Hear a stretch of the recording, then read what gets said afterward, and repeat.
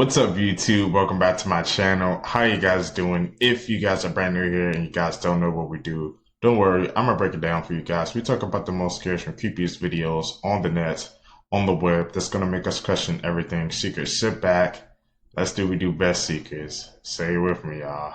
Yeah, I know what we do. Let's seek the truth.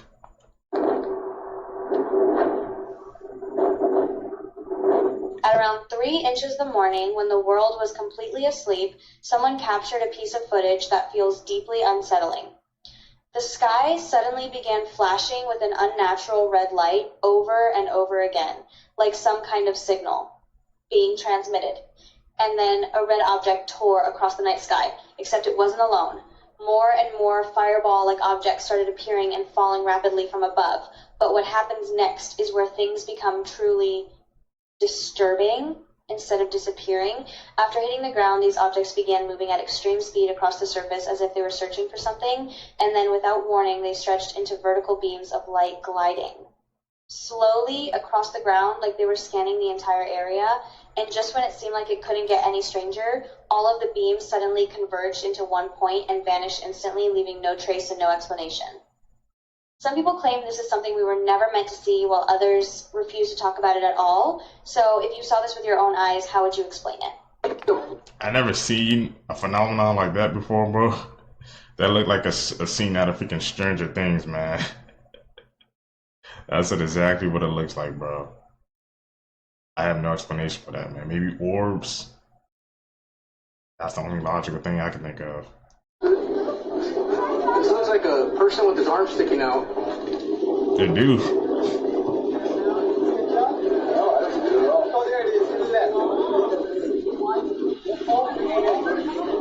It's like glitching.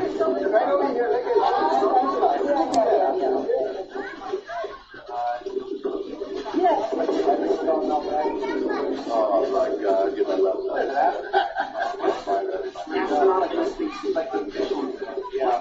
What is that? I don't know, looks like a person almost. 2018, a Chinese scientist created the world's first genetically edited babies. He went to jail for it for 3 years. Now he's out and he's doing it again. Meet He Jiankui. He edited 3 human embryos using CRISPR before they were born. Twin girls Lulu and Nana arrived in November 2018. 1 year later, a third baby, Amy. His plan was to make them immune to HIV by deleting a gene called CCR5, but he didn't ask permission from anyone. China locked him up in 2019 for illegal medical practices, 3 years behind bars, and a $429,000 fine. He was banned from science. The kids are still out there. He says they're fine living normal lives somewhere in China, but he won't say where and won't confirm if the editing worked. April 2025. He's setting up a new lab in Austin, Texas, with 2 assistants already working there, planning to continue gene editing research, but China took his passport and he can't leave the country. So he's running the lab from Beijing remotely, and he's done apologizing. He said ethics is holding back scientific innovation, and there will be more designer babies without a doubt. Those 3 kids are 7 years old now, and nobody knows if they're okay. Texas man just drove a Cybertruck into a lake to show off to tourists. But what the cops did to add insult to injury topped everything. 70-year-old Jimmy Jack McDaniel was demonstrating wade mode, a feature that raises the vehicle and seals the battery so the truck can cross shallow water. But Jimmy had a different definition of shallow, went way too deep, the truck completely died and sank. As if voiding his warranty wasn't bad enough, the police showed up and made his day so much worse. They ticketed him for not having a valid boat registration for his Cybertruck, cited him for lacking onboard life jackets, then arrested him for driving in a closed area of the lake. We're so close to the scariest, most dystopian system. This is what the drive to build all these thousands of data centers is about, to micromanage the world's population through the new financial world order. AI is really about that. We're heading towards digital control systems where we have no more control over our liquid assets. It will be programmable, permission-based, so only what the central planners allow you to use your money for, at what time and place and location will be permitted. And if you're in the wrong place, it's not going to work. And if you're buying the wrong book, it's not going to work. Your money won't work outside a certain zone, whether it's a 15-minute prison zone or whatever it may be. It is the totalitarian dictator's dream come true. You gotta stop with those AI freaking data centers, man, popping up, bro. Truly, man, it's scary, man. Like I said, there's none in my area right now. I hope it stays that way, but Now it looks like it's only a matter of time, man, before one start popping up, bro.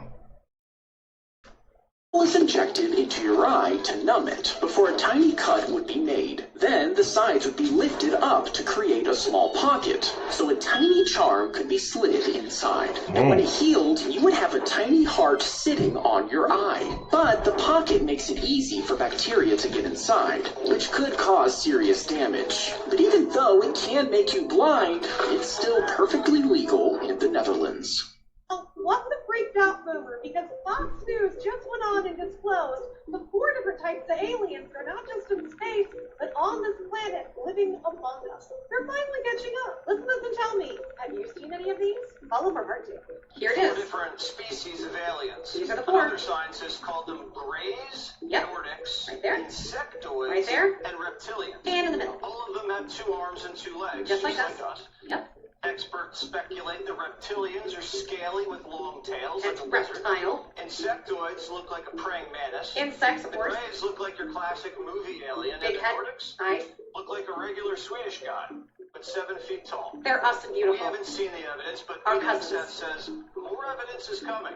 People There have. are a lot of believers in Congress. There are things we cannot explain, and I Listen to have her. observed things that are of non-human There origin it is. creation. They're also living among us, in hiding right now in disguise. Have you seen one of these? Or do you think we're one? What do you guys think?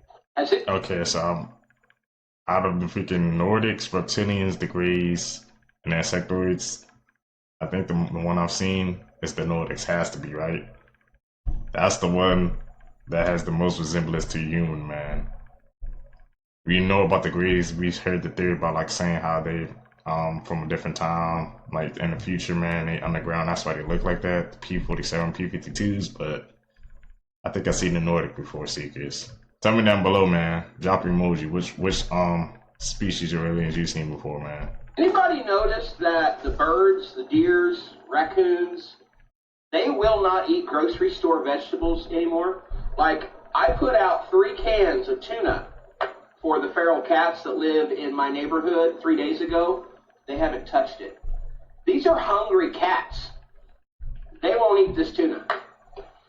I went out there after putting grapes that I got from a major retailer, starts with a K. I don't want TikTok to come after me. I put celery, grapes, and some green pepper and broccoli that I let sit in my crisper too long, and I didn't want it in my salad. I took it out there. It's still sitting out there. I seen the birds pick at it, and they didn't want it. I seen the deer walk right over top of it. I've literally got peaches out there that I got from another big box store. Not Aldi. Everything I have bought from Aldi under the organic section, if I put it out there, the animals, they go right after it. But that store that starts with a K, if the animals don't want to eat it, man, I'm done shopping at that place. Smart. A meteor over Mount Mayon, one of the most perfect and deadly volcanoes on Earth, was erupting with rivers of molten lava, and then something from the stars arrived. For months, Mayon had been alive. Lava flowing, rocks tumbling, thousands evacuated from the danger zone, and exactly at 10:33 p.m, a brilliant fireball streaks across the sky, plunging directly towards the northern slopes. And 5Volt's camera catches it all, and it looks like an impact. Officials say this was a meteor that burned up high in the atmosphere. No impact, case closed. But the internet and thousands watching live aren't buying it. Now, as people were focused on the meteor itself, many missed this. A fireball vanished into the volcanic fire, and something emerged. A glowing orb rising slowly, deliberately, flying back over the erupting summit.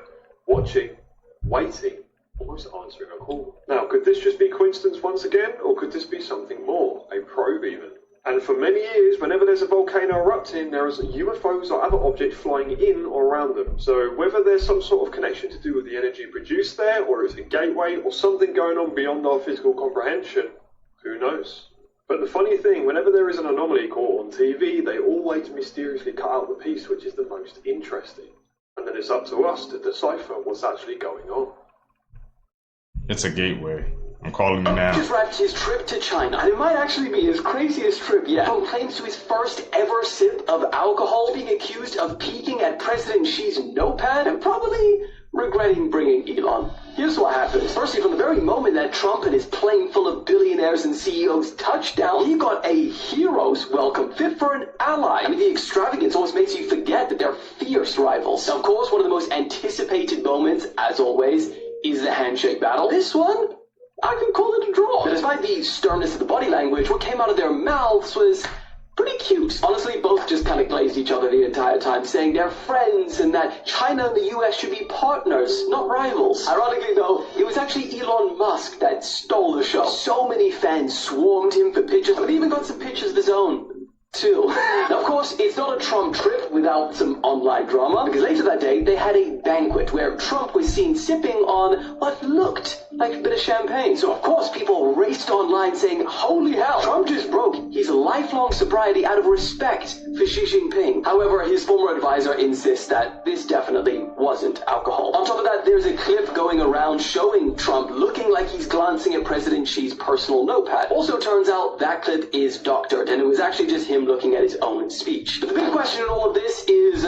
tell me the deals. Well, somewhat surprisingly, considering they assembled the entire Avengers for this, not a single deal has been officially confirmed yet. However, Trump is claiming that China agreed to purchase 200 Boeing planes with the possibility of more in the future, as well as an agreement from China to buy a bunch of soybeans. So, soybeans and planes. I kind of expect a little more, but what do you guys think? Was this a successful trip to China or big old nothing burger? And for the ones that's in denial, I'm here to let you know. We all want the Spurs to win, but it's just not going to happen. It's not going to happen. Did y'all see that game last night? Look, everybody going crazy. Shea was out there doing his best work. I ain't going to lie, y'all. He was out there. Look what he was doing, though. And I keep telling y'all, look, come on now. I keep saying that Shea is not out there to play basketball. I keep telling y'all, Shea is not out there to play basketball. He is out there to manipulate the game, get the refs all on his side, and get to that free throw line. He is not out there trying to hoop. And the crazy thing is, it's not even just Shea at this point. It is the whole team. They keep calling unnecessary fouls, and the fouls that they need to call, guess what they're doing, y'all? They're not calling them. And I keep telling y'all, look, I know, I feel your pain, bro. I feel it. I want the Spurs to win, too. The most that's going to happen is it'll probably go to a game 7. But Spurs is not going to come out on top. That's not what the league wants. Look at the coach, and they gave the coach a 10. That's not what the league want, y'all. It's what we want for sure. This is Stephon Castle. You know, it's tough. I just think with the way they guard, how physical they are, we don't get that same luxury to be able to play as physical on the other end at times. But wow, the players saying this. I think we do a good job of screening and playing through it. So I think we create a lot of advantages. But I think like I said, last night was a terrible watch. And if y'all actually watched the fourth quarter, right? The fourth quarter was everybody was missing. And Spurs was only down by like 10 at one point. For a little minute, probably about 3-4 minutes, they was down 10. They most definitely had a chance to come back, but Spurs, y'all was playing sloppy. Not gonna lie. I get that the refs wasn't on y'all side last night. I get that, but y'all was playing very sloppy. Like, Wemby had a fast break, right? I forgot who had the ball. Wemby didn't have it yet, but he had an open fast break. Why are you running down the court and not paying attention to who got the ball in their hands? His teammate throws him the ball, and it just went straight past him. That's sloppy play. I'm just here to let y'all know what it is. I want the Spurs to win. I really do, but the league's not going to let that happen. Y'all let me know what y'all think. Like and follow for more. Go OKC, I guess. I think the league really rigged, man. But remember, they dropped that video confirming that they said how the freaking Knicks were gonna win against the Cavs. So I can't lie, man. I do think there's some. I ain't gonna just confirm it, but maybe something going on behind the scenes, man. But I think Spurs OKC gonna go game 7, man. When that happens, I don't know who's gonna win, bro. My just now finding out that the Argentine ants that took over half of fucking California, and that they a super colony who uses multiple queens to go and recruit other colonies. The Argentine ants are at war with other ant colonies. I swear to God, look this up. I'm not crazy, trust me. I just found this out 30 seconds ago. The Argentine, since like the 1900s, like for over hundreds of years, like literally, real life, this is real life. The Argentine ants have been conquering the United States and other fucking regions. But I mean, they go to war. Look into the lore of Ant Wars. I'm gonna start looking into it now. Me too. Ronald McDonald reminiscing. Shh. Shut up. I wonder what he's thinking about. People are saying that Ronald McDonald is reminiscing on the past when everybody was going to his restaurant. Shh. Shut up. What are you talking about? People still go there. I just seen the drive-thru and it was packed. To be honest with you, this picture is no different than this picture. Shh. Shut up. Remember. This is what people are saying. I don't know why they would say that. Those are two different people. All I know is that something's going on with Ronald McDonald. And he seems alone in this cold world. Shut up. Not sure why they have this up in Ohio. A big Ronald McDonald. Something's going on with this, guys. And we all trying to figure out what this means. And it means absolutely nothing because this video is for entertainment purposes only. Ronald McDonald's reminiscing. That's all. He's good. I don't know, guys. Let me know what you think about this because this picture's kind of scary. I ain't gonna front. I'm out. Let's come together as a society against AI slop. It is incredibly important. Over the past week or so, you may have seen some of these videos of women at baseball games, specifically Korean baseball games. Spoiler alert, they're not real. These are AI. Now, for some reason, it's become a trend for individuals to put themselves in these videos. They take their face, give it to the AI machine, and boom, they're there and they post it. It is now a trend. Although Camilla and Sophia are definitely their own kind of category of person, I've seen this from lots of different people. I really don't want to be the fun police here, but we have to shame it. We have to. These are the little moments for us. This is our battle. I hope you realize it. I don't want to make this into a bubble. This is our battle. If you see one of these in the street, you have to call out AI slop. That's AI slop. Get rid of it. Get him banned. We don't play that here. I don't play that. Get him banned. This is the reason why I stay my ass out of the deep sea. I don't do cruises no more, and if it's not a bathtub or a pool, I'm not getting in it. Smart. I've seen a video where a woman said a blue whale is the same size as a 737 Boeing jet. You heard what I just said? I go down a rabbit hole and I find out that the blue whale is the biggest whale in the world.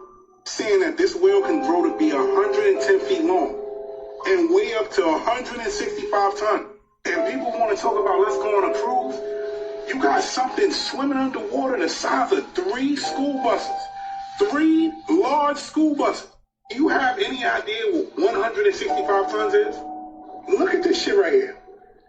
165 tons is basically 330,000 pounds. Come on, man. Nah. And this is what makes the ocean so scary. The ocean is right here on Earth and it's still the most unexplored place here. People say they go to space, but they never say they explore the ocean. Do you know what's down there in that ocean? Nope. You got shit like this that's down there in that ocean. And then they say blue whales are peaceful. What about when they're not peaceful? What about if they ever feel like, you know what? I don't feel like being peaceful today. I don't want to find out. I'm out. Booking a flight for my grandmother says $752, right? I didn't put any of her information in. She's a senior. Okay, I just want you to see that she is a senior, 1949. Right. The ticket's supposed to be $752.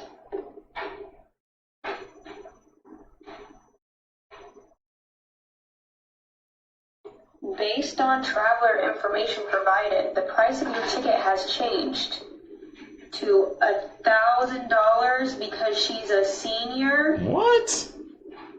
So, United, you're charging people for being older? You're charging a senior tax? Okay, now I put my information in. My birthday, obviously not a senior. 752, right?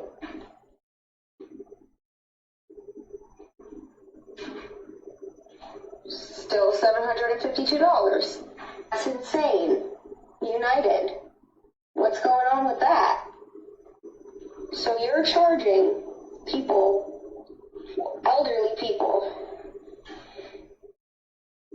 $250 more just because of their age? That makes no sense. None at all. We're not using United. You suck. What? Really? An old tax man is actually crazy, bro. Just because a person's older, man, they just say, hey, man, we're just going to upcharge on that ticket, man. You too old, bro, to be flying. That's what they basically saying, man. So I don't know how many tickets you guys using United, but you might want to check that out, man. Like, just put in an older age and see if the ticket price jumps. If that's true, that's actually very insane.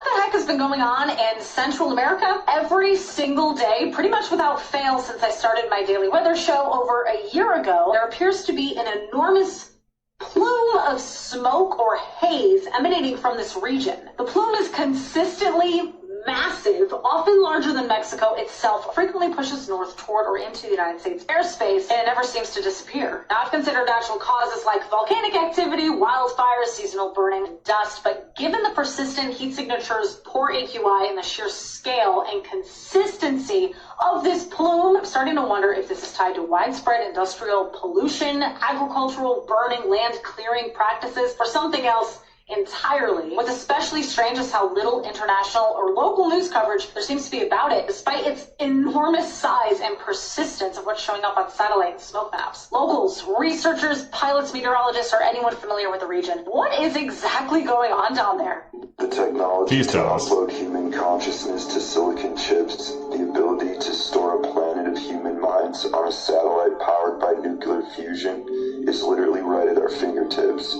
And if you can back up a mind on silicon, you can decide where it runs. That is where to run the program of that consciousness in the digital space. And this is where things get dark and also beautiful, because once consciousness is software, heaven and hell are no longer tied to religion. They become design choices. This idea is the basis behind the sci-fi novel Surface Detail. In its universe, advanced civilizations scan their citizens at death and upload them into vast simulations. The wealthy and powerful, the well-connected, these people are rewarded with designer paradise. Others wind up in code-based hells for eternity. It's possible we could see companies battling to host these digital afterlives in our lifetime.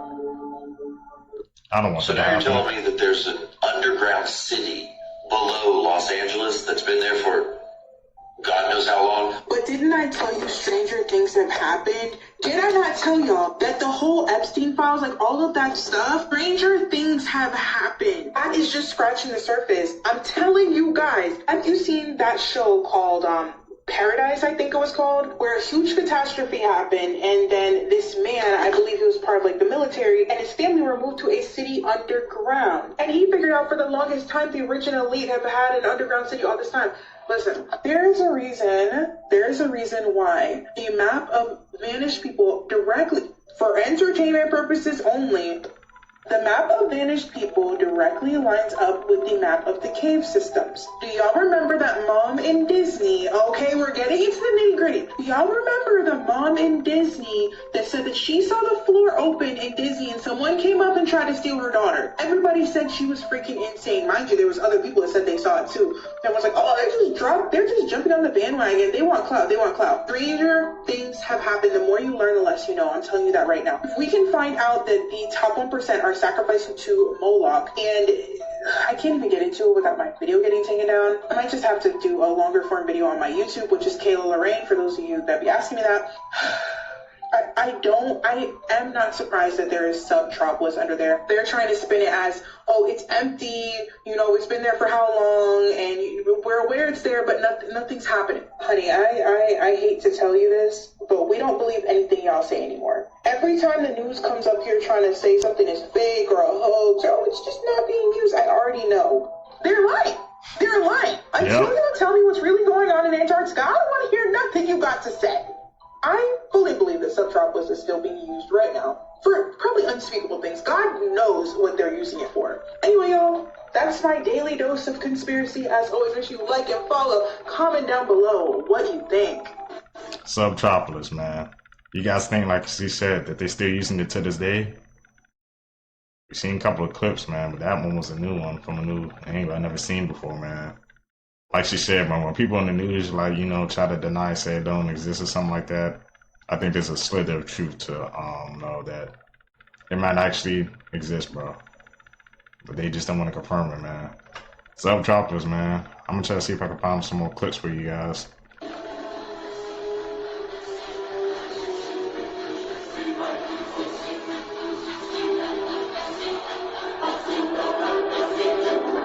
What is that?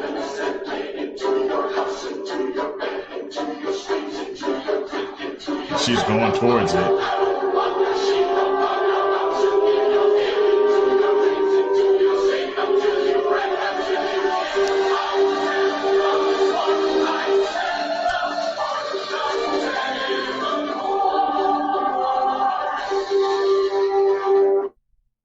In my professional opinion, no, that isn't a mask. They just want you stuck on that level of truth, because if it was a mask, it wouldn't account for why his eyes changed colors from red to green back and forth 5 different times.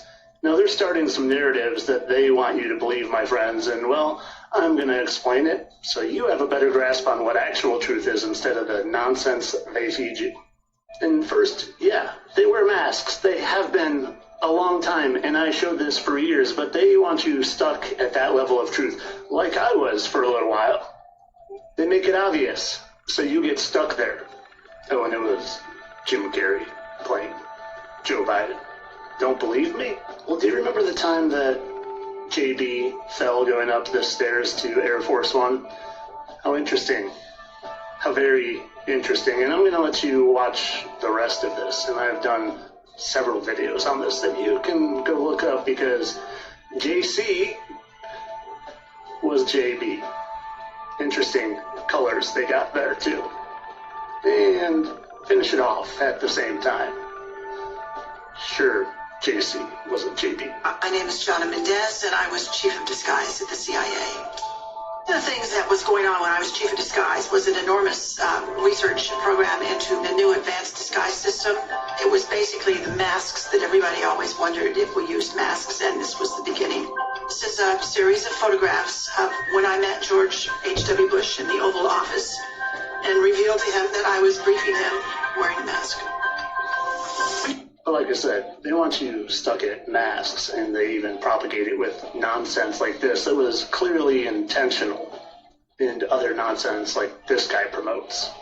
So now you're telling me that a council known as the Galactic Federation has been monitoring our planet since the beginning.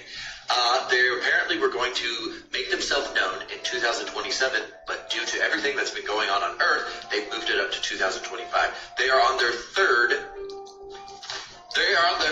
level of presenting themselves. First, starting with the orbs last year, which a lot of people have seen. The second phase, their motherships, their modes of transportation, have been all around the entire world cloaked. Multiple places that I've seen the video. So there is apparently a council of 26, and there are the council of 5, which will be making their human presence known very soon to help us basically get through every bit of craziness that's been happening in our world right now. See, his nonsense, and this nonsense, and this. 10 people tied to sensitive U.S. research surrounding UFOs and anti-gravity. Yeah, they're disappearing. Except when you know that stars aren't burning balls of gas quintillions of miles away, but just points of light very close that kind of look like a pool light shimmering in water. Well, it quickly crumbles down their narrative of space aliens coming from other galaxies, because other galaxies don't exist. But they want you to think they do, because there's something here with us, all right, and they've always been here, but it's not aliens. Well, do you ever notice how there are 4 different types of angels, too? There's a war going on, my friends, but it's not against aliens. It's against angels. The fallen variety, of course. And if you don't believe me, well, you should spend some time on my page from the last few months, because it's all of them. It's all of them. But of course, all this for entertainment purposes. It's definitely a mask, and they definitely took him out because he knew sensitive information about UFOs. Entertainment only. 10 hours. One humanoid robot and one intern named Amy. Figure AI set up a live stream challenge called Man vs. Machine. Their flagship FO3 humanoid robot went head-to-head with a college intern sorting packages on a warehouse floor. The task was simple. Spot a barcode, pick up the package, place it barcode down on a conveyor belt. Repeat. For 10 hours straight, AIM sorted 12,924 packages. The FO3 sorted 12,732. The human won by 192 packages at 2.79 seconds per package versus the robot's 2.83 seconds. He won, bro. He got the dub.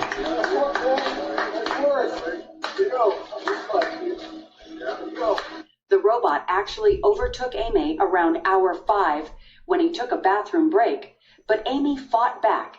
By the end, he had blisters on his fingers and said his left forearm felt, quote, broken. Figure AI CEO Brett Adcock claimed that this would be the last time humans would win, in a challenge like this, of course. The company has been running live stream for over 100 hours, showcasing their latest FO3 humanoid, working autonomously while connected to Figure internal neural network Helix 2.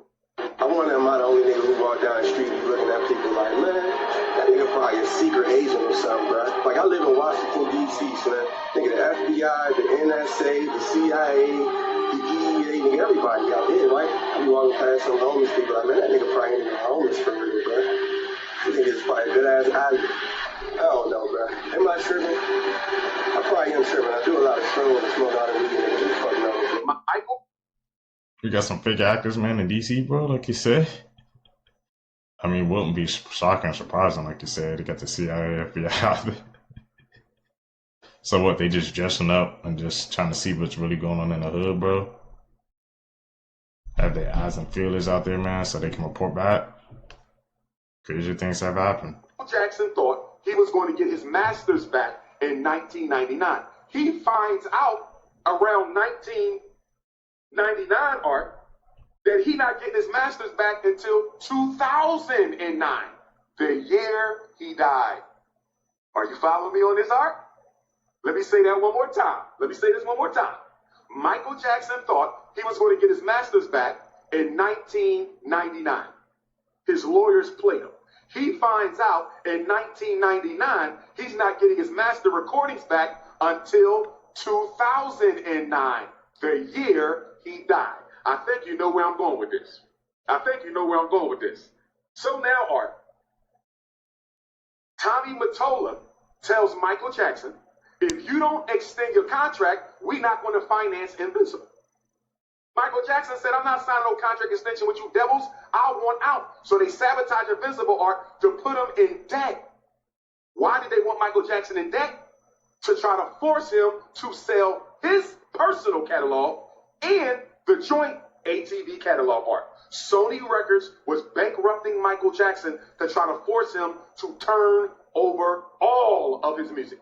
They signed with him to destroy him and take his music. Same thing Warner Brothers did with Prince, allegedly, that led to his premature execution. And I know the veil is thinning because how else do you explain what is happening in this video? Now, you would think I'm talking about the clouds and how low it is and how crazy it looks, but y'all gotta turn their sound up. What is this, y'all? I hear it. What is that? This is in California. Look at the clouds. Look at the sun. Hold on.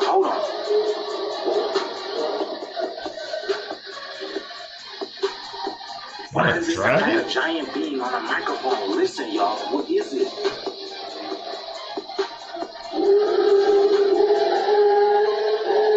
Her mother was recording this sound. It scared her so bad she dropped the camera and went inside. But yes, what is that?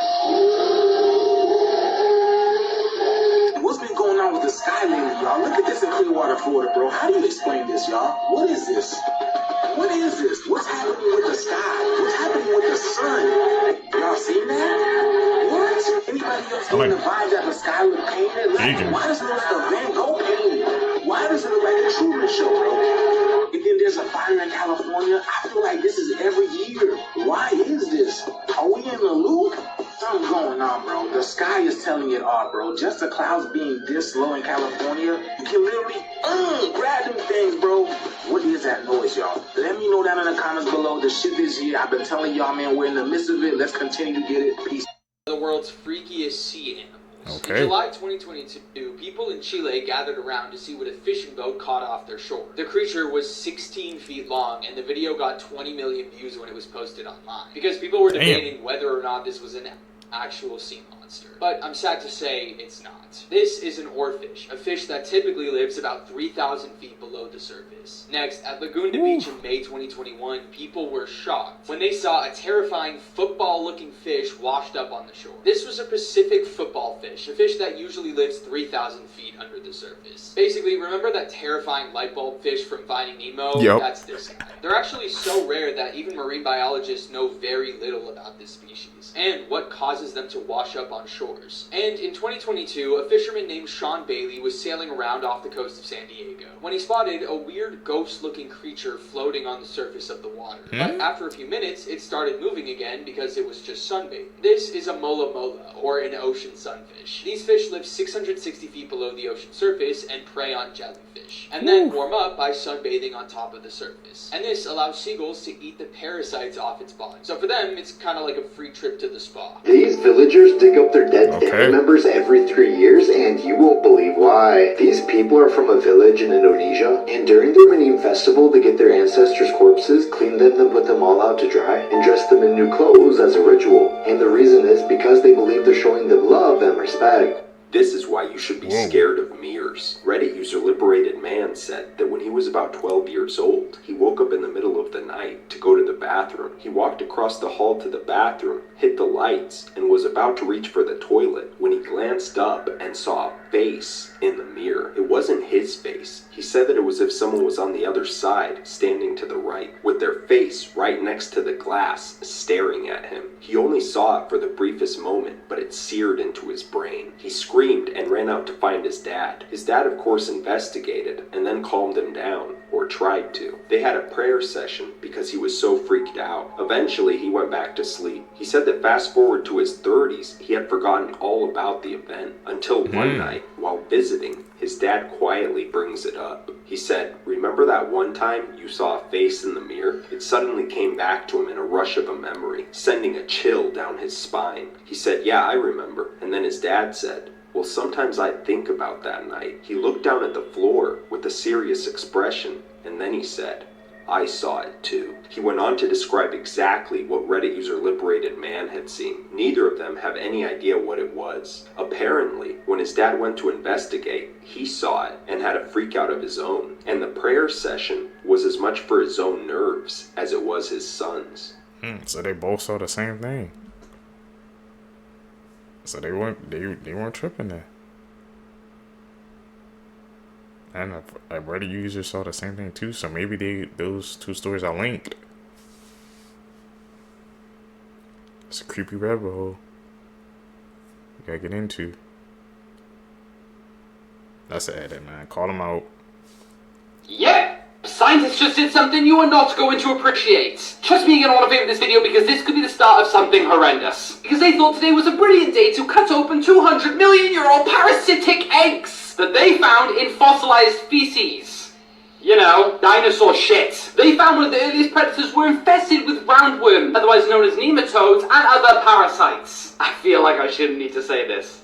Don't fucking do that! I swear after 2020 we've learned nothing! And this doesn't come long after scientists revived a previously extinct ancient worm. But don't worry, that's another horror for another day. I'll be the first to say it, I do feel like we're opening Pandora's box. We revive an ancient parasite out of the good of our hearts and then it gets out of control and destroys the world. These are the parasite samples, by the way, if you wanted to see them. They are being called Morphotype 4. Bear in mind, we are nervous about permafrost melting and releasing ancient pathogens and diseases into our worlds. And now we're willingly sawing open dinosaur shit that includes a parasite. I mean, does 1 + 1 = 5? Personally, I'm not a fan of this one, so send this to a friend because they need to know what's going on. I'm terrified. Forbidden places. Why would we even do that, bro? With all that's going on in the world right now, we think that's a good idea to examine some parasites that probably went extinct a million years ago because it was in dinosaur crap. Now we're trying to reintroduce it. Just gonna decimate the freaking the ecosystem, man. Why do we do this to ourselves? Why? Is that you can never visit. Snake Island is an island off of the coast of Brazil, filled with deadly snakes. Rising sea levels cause this piece of land to become an island, allowing for the snakes to flourish in their own environment. There are now up to 5 snakes every square meter, and you are not allowed to go here. In Svalbard, Norway, there is a global seed vault, aka the Doomsday Vault. It is the world's seed bank, storing samples of crops from all over the world just in case of a global catastrophe. The tomb of Qin Shi Huang in China holds an army of warriors made of clay. It protects the burial spot of the first emperor of China who died in 210 BC, and we only discovered this tomb in 1974. Paveglia Island in Italy was used to exile hundreds of thousands of victims of the plague. It is said to be one of the most haunted places on Earth, and a dark local legend says that 50% of the soil is made up of human remains. Follow for more. Don't go there, bro. Most haunted place in the world. Was this the worst form of medieval punishment? If you found yourself as a prisoner in a medieval castle, you may be subject to the dungeon, torture, or even execution. But what could be worse? Well, let me tell you about the oubliette, also known as the Forgotten Room. This was a specialized type of prison in some medieval castles, perhaps for the worst of offenders. It was a narrow shaft, sometimes 8 feet deep, with only one entrance and exit, a trapdoor located on the ceiling. The shaft being so narrow that the individual would be forced to stand. They couldn't kneel, they couldn't sit, they could barely turn around. To fall alone into the oubliette would sometimes break bones. In some cases, these would even be built into the upper walls of the castle, so the victim could hear the hustle and bustle of castle life, but could not escape. Depending on the situation or individual, they might throw you some food and water if you were to be kept alive. In most cases, you were subject to stand there, starve to death, and then be devoured by vermin. The most you could do was stand there, look up at the grate, and realize you cannot escape. Oh yeah, did I also mention sometimes jagged stones would be placed at the bottom? And of course, you were also subject to stand in your own waste. Leap Castle, which is located in Ireland, had quite an active oubliette. So many skeletons were discovered in one in the 1920s that it took 3 cartloads to transport them off the property. Between the sleep deprivation, the starvation, the psychological torture, and the claustrophobia, I think this is the worst form of medieval torture. Definitely up there, man. You're just standing. Say can't bend, can't do anything. Up street all that time. That's insane. It's another edit, man. Like I said, if you guys see any edits, call them out too. We learning together. Facts that I wish I didn't know. When you die, the last thing to go is your hearing. So as all your other mortal sensations are leaving this world, the last thing you're ever going to experience are the sounds going on around you, which very well could be like your family members crying or cheering.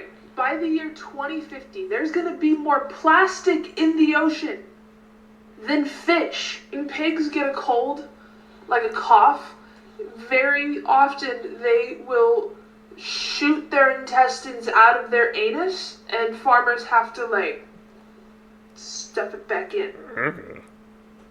Never knew that. What the hell, pigs? Fun fact, Michel Lotito, aka Crazy. Mr. Eats Everything, was a French performance artist who once ate an entire Cessna 150 airplane. Holding the Guinness World Record for strangest diet, Michel first became aware of his strange affliction when he was 9 years old, and the glass he was drinking from broke, and he began chewing on the broken glass fragments and liked them. Throughout the course of his life, he consumed 8 bicycles, 15 supermarket trolleys, 7 TV sets, 6 chandeliers, 2 beds, also a waterbed full of water, a pair of skis, a coffin, 1,600 feet of steel chain, a ton of random stuff like glasses, plates, and razor blades, and of course, a Cessna 150 airplane. He began eating the plane in 1978 and spent 2 years consuming it bite by bite, cutting the plane into edible pieces about 1 to 2 centimeters long until he finally finished his meal in 1980. To protect his stomach and intestines from getting pierced by any sharp objects, Mr. Lotito would consume a ton of mineral oil and water during his meals to help the metal, glass, or whatever else move through his system. Michel Lotito passed away in 2007 at the age of 57 from natural causes. My man ate a whole plane. If you would have told me that a couple of days ago, I wouldn't have believed you. I'm gonna have to look him up, see what else he ate, bro. Any other world records? He had that broken many, man. Eating These are the that world's type of freakiest land things. animals. years. In 2022, a TikToker named Kostika uploaded a video that showed a weird-looking creature running around his backyard. Once the video went viral, wildlife experts took to the comments to explain that it was a lesser blind mole rat, and this is because of how its tiny eyes are nearly tucked under its skin. They spend most of their time underground creating tunnels with their massive teeth. In 2020 in British Columbia, a woman was walking around when she saw a bug that looked like a tarantula with wings. She then shared a photo of the bug to Facebook, where wildlife experts explained that this was a very big moth called a Polyphemus moth. These moths have huge bodies, and despite their scary looks, they don't have mouths to bite, and they have a lifespan of about 2 weeks. And in 2024 in Sydney, Australia, a TikToker named Blonde heard a weird tapping sound coming from her window at night, and she went to investigate. And what she found is like something out of nightmares.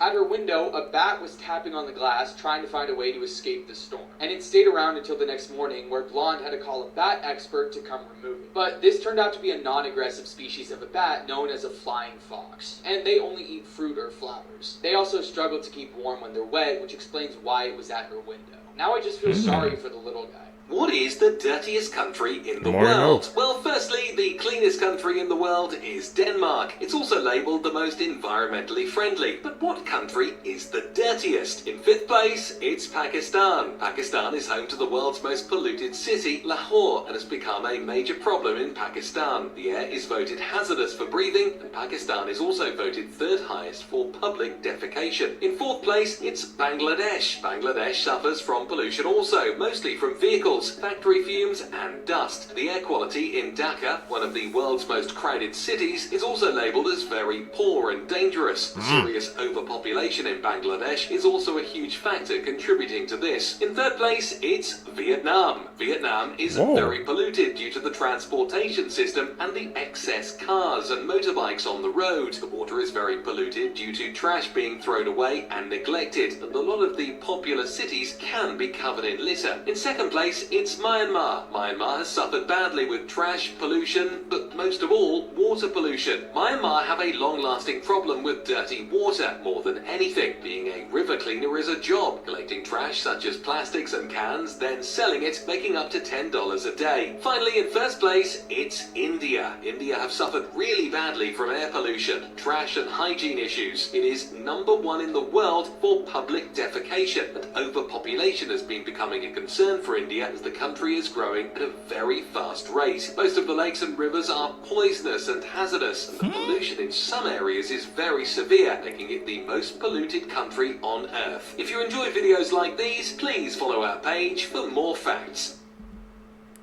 We learned out here today, Seekers. I didn't know, man. I didn't think India was going to be on that list.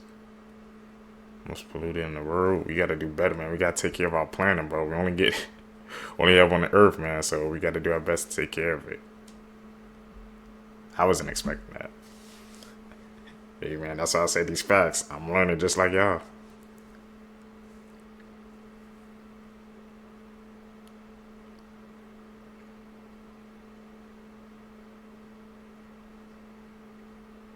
Edit, man. I think, man, I'm getting better at spotting the edits. Watching these videos every day with you guys. Can you believe that this was almost the Ghostface mask for Scream? While scouting out locations for the first Scream movie, they stumbled upon a mask in an abandoned house. It was produced by a company named Funworld, and it was called the Peanut-Eyed Ghost. Well, Funworld wanted a little bit too much money for them to use their mask, so they went to the drawing boards. Here are just a few of the concepts that they drew up. Quite different, huh? They were eventually able to come to an agreement, and thus one of the most iconic horror masks of all time was born. This may look like a Wish.com Michael Myers mask, but it's actually from the original movie. 43 years ago, they painted a Captain Kirk mask white, and now we have one of the most iconic horror killers ever. I'm actually impressed with how well it held up over that long. Who is the most realistic psychopath in cinematic history? Starting in 2014, Belgian professor Samuel Liestad wanted to know which movie characters best represented psychotic traits. Over the course of 3 years, him and 10 of his friends watched over 400 movies, spanning from 1915 all the way to 2010, trying to find the best movie psycho. Believe it or not, Norman Bates, Patrick Bateman, and Hannibal Lecter didn't even make the cut. The team believed that their traits did not quite fit the psychopath mold. They all agreed that the best movie psychopath was Anton Chigurh in No Country for Old Men. They wrote that he seems to be effectively invulnerable and resilient to any form of emotion and humanity, and I 100% must agree. Their runners-up were Hans Beckert in the 1931 German film M, and Henry Lee Lucas in Henry, Portrait of a Serial Killer. Who is your favorite movie psychopath? These are the safest countries to go if World War III was to start. That's mind blowing. And considering the news at the moment, you might want to sit down, shut up, and listen! So favorite this video, just in case you ever need it. I hope we never do. Now there are countries all around the world, but let's start with Argentina. Now if this was to all break out, it's likely that the world would look similar to Terminator 2 Judgment Day at the end. It's likely that all the smoke from all of these will block out the sun, this resulting very quickly in famine and crop failure. But don't panic, because we have Argentina. In Argentina, there are an abundance of resistant crops, such as wheat. This is one of the places on Earth that actually has a chance of surviving World War III. Next up, we have one of the big ones, Switzerland. Now, aside from the fact that it is incredibly neutral when it comes to politics, it has a landlocked geography and mountainous terrain, as well as being one of the countries with an insane amount of underground bunkers. Actually, there's 26,000 of them, which are actually all very hidden, which will mean you will be very safe. As well, just in case there is an invasion, Switzerland literally has booby traps everywhere. It's actually kind of insane and awesome. Next up, we have one of the big ones, Antarctica. Now, barely anyone thinks about going there, which is why it's pretty safe. However, as you can tell, it's a bit fucking cold, so bring coats. Next up, we have Greenland. Now, it was in this movie, and they all survived. But on top of that, it's remote, mountainous, and politically neutral, making it kind of an ideal refuge point. And on top of that, worst case scenario, you're not too far away from the global seed vaults, which, you know, has a lot of seeds in it for planting, and thus food and survival. There are literally so many more countries on this list. So if you'd like me to go through more countries in a part 2, let me know. And hopefully we'll never need this video. But just in case we do send this to a friend, it could save their life one day. Elon! One of the biggest mysteries in history has finally been solved. Alright, firstly, in 1915, explorer Ernest Shackleton and his crew set off for a voyage to explore Antarctica. However, before they could make it to Antarctica, the ship they were on, known as the Endurance, got trapped and crushed by the ice. Now, with no other options left, all of the members on board had to navigate a lifeboat hundreds of miles to safety. In this journey to safety, all of the crew survived many storms, even one being a hurricane, until they got onto a rescue boat. Even though they failed to get to Antarctica, this became a famous story because they didn't let a setback crush their spirit. But for over a century, the biggest mystery was, where did the ship end up? And believe it or not, but in 2022, the ship was actually discovered, and they were so close to where they wanted to be. It was found 2 miles underwater, and because of the frigid temperatures, it was actually pretty well preserved. I think that's just a sign, man. Like I said, they didn't give up. They didn't stop. They literally couldn't, bro. It was their way of survival, man. They didn't give up. They didn't stop. They didn't let that crush their spirits, and they found their way home. But they was like right there, bro. Goes to show you, man. You can literally be right there. You never know, man.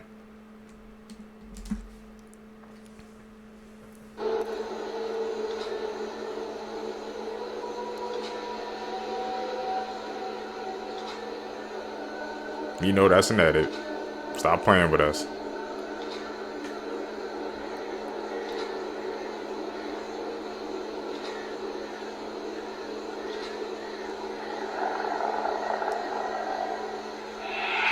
A few wholesome history facts to brighten your day. In 1957, Northeast Airlines Flight 823 crashed onto Rikers Island. Prison staff and inmates alike ran to help the survivors. To acknowledge the heroic actions of the 57 inmates who helped, 30 were released and 16 got a reduced sentence. When Anthony Smith was 4 years old, he was fitted with a hearing aid, but soon became depressed and refused to wear it, saying, "Superheroes don't wear hearing aids." His mother, desperate for help, reached out to Marvel. In response, they created the superhero Blue Ear in his likeness. The zip-up cardigans that you would always see Mr. Rogers wear were actually made by his mother. She also knitted them for military troops in Pennsylvania. One of them is now located in the Smithsonian Museum. 3 completely useless yet interesting facts. Have you ever wondered why barns are typically painted red? It has nothing to do with the color itself, but for its usefulness. Long ago, different colored paints and sealers weren't an option for farmers. They needed to make sure they found or made a paint or sealer that would protect the wood on their barn. They would seal their barns with linseed oil. They would add milk, lime, and iron oxide. Rust would kill fungi and mosses and worked as a great sealant. It also turned the mixture red in color.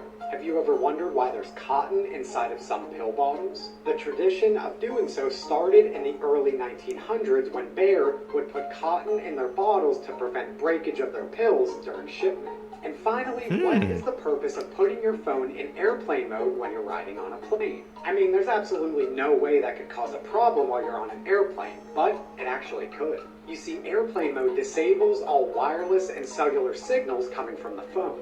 Believe it or not, those signals could actually interfere with important... Let's talk a little bit about what's going on in airplane mode is a must on a plane. A lot of the locals there who believe what they're watching is a serial killer on the streets. Somebody who is roaming the city undetected, and it all ties back to Lady Bird Lake and all of the bodies that continue to appear in that lake under very strange circumstances. So they think that this is connected to the nightlife on Rainy Street. Thought being that a lot of young men, while they're out at bars, are getting profiled at these bars. The suspicion is that their drinks are getting drugged and then they are wandering off on foot. Now, pathway-wise, they eventually make their way to Lady Bird Lake, but somebody is following these men. The suspicion being that they are drowned in the lake and that the bodies are recovered. However, there is somebody who is suspected to be a survivor of an alleged attack. So what he remembered was that he was definitely drugged while he was out at a bar and then was on foot. While on foot, he was then crossing a bridge near Lady Bird Lake where he was pushed off by someone. Whoever that mysterious figure was who did push him off the bridge, it's an unknown. And I would say the bigger question is, why are the Austin PD not investigating this?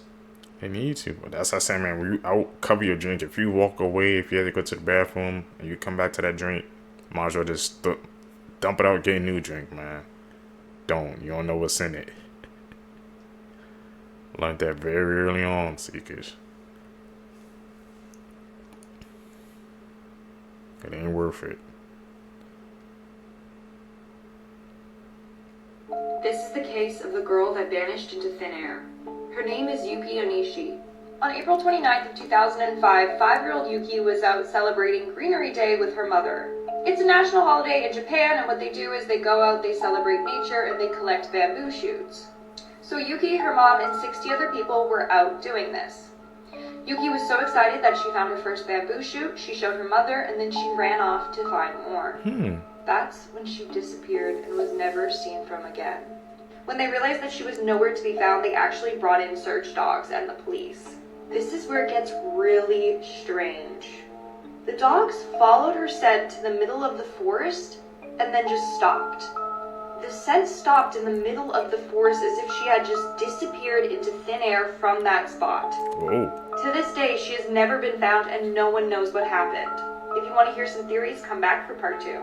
Creepy last words people said right before dying. Scary. Registered nurse Shirley Smith said that she had a very rich patient who was a true Satanist that was dying of cancer. The patient had upside-down crosses and a Satan's Bible by her bedside. Shirley said that she will never forget what happened. It was the middle of the summer, and yet it was so cold and dark in her room that you couldn't even stand it, even in the middle of the day. She said that it got so evil feeling in there that she had to call a priest to pray with her and her aides before they would even enter the room. When the patient passed away, she had not spoken in over 24 hours. And then all of a sudden, she sat straight up and said, "Satan, take me." And then she fell back on the bed. Shirley said that after she passed, the room got bright and extremely warm. Shockingly, when they moved the patient's body, they had to get rid of the mattress because where her body had been, it looked burnt. And the most horrible smell was emanating from the mattress cover. Needless to say, Shirley went to confession immediately because she did not want an evil spirit around her. A nurse said that one of their patients had a serious recurrence and had to be admitted. Over the course of several nights, he had become quite upset during rounds. He kept asking for his wallet, saying that he had to pay the ferryman. The medical student on rotation in the department took a quarter out of his pocket and put it in the patient's hand. The patient then dropped the coin into the cup on his bedstand and calmed down. Later that night, he passed away quietly. The nurse asked what happened. The medical student, who remembered his Greek mythology, said that the patient had to pay Charon, the ferryman, to be taken across the river Styx. A nurse said that he was doing rounds at a hospital. There was one 2-patient room, and one of the patients was a very loud and confused woman who could be quite a handful. On this particular night, she had a roommate who had passed away shortly before the nurse entered the room. She was DNR, so there was no code blue. When he entered the room, he noticed that the elderly lady, who was usually very loud and confused, was sitting quietly with her hands crossed neatly upon her lap. Something was different, and there was this look of serenity on her face. She asked him in a voice that seemed much younger and clearer than before, "Did you see them, young man? They're so beautiful." He said, "No, ma'am, there's no one else here." She said, "They're right next to you, talking to Mrs. Banneker. The angels. They're so beautiful." He said that he instantly felt every hair of his body stand up, and an electric tingle course up and down his spine. "They're not here for me this time," she said sadly. This. You all know about 3i Atlas, this comet, meteor, whatever it is passing through space. Images people have captured saying it's some kind of alien spacecraft, and I mean, yeah, it does look really suspicious. People have been tracking this thing in space for months. NASA have confirmed it is just a comet, but people are still unsure. This is the flight path of it, and you can see that on December 19th, it is going to pass Earth right here, so pretty damn close. No matter what, all the images and stuff we've got so far, we are definitely going to be getting far clearer ones once it is that close to our atmosphere, of course. There's been lots of people coming out saying there's been audio recorded from it, and all these images that probably is just Sora AI, and many different people freaking out about these images saying it is 100% real. But a lot of people are still freaking out, saying that when it passes on the 19th, maybe that's the day that this alien spacecraft is actually going to land and invade Earth. Shit. It is highly, highly unlikely. As I say, if you look at all of the different evidences that are out there, this is just a comet, but at the same time, there is very compelling evidence suggesting that it's not just a comet, so I'm really not sure, but let me know what you think and I'll keep you updated.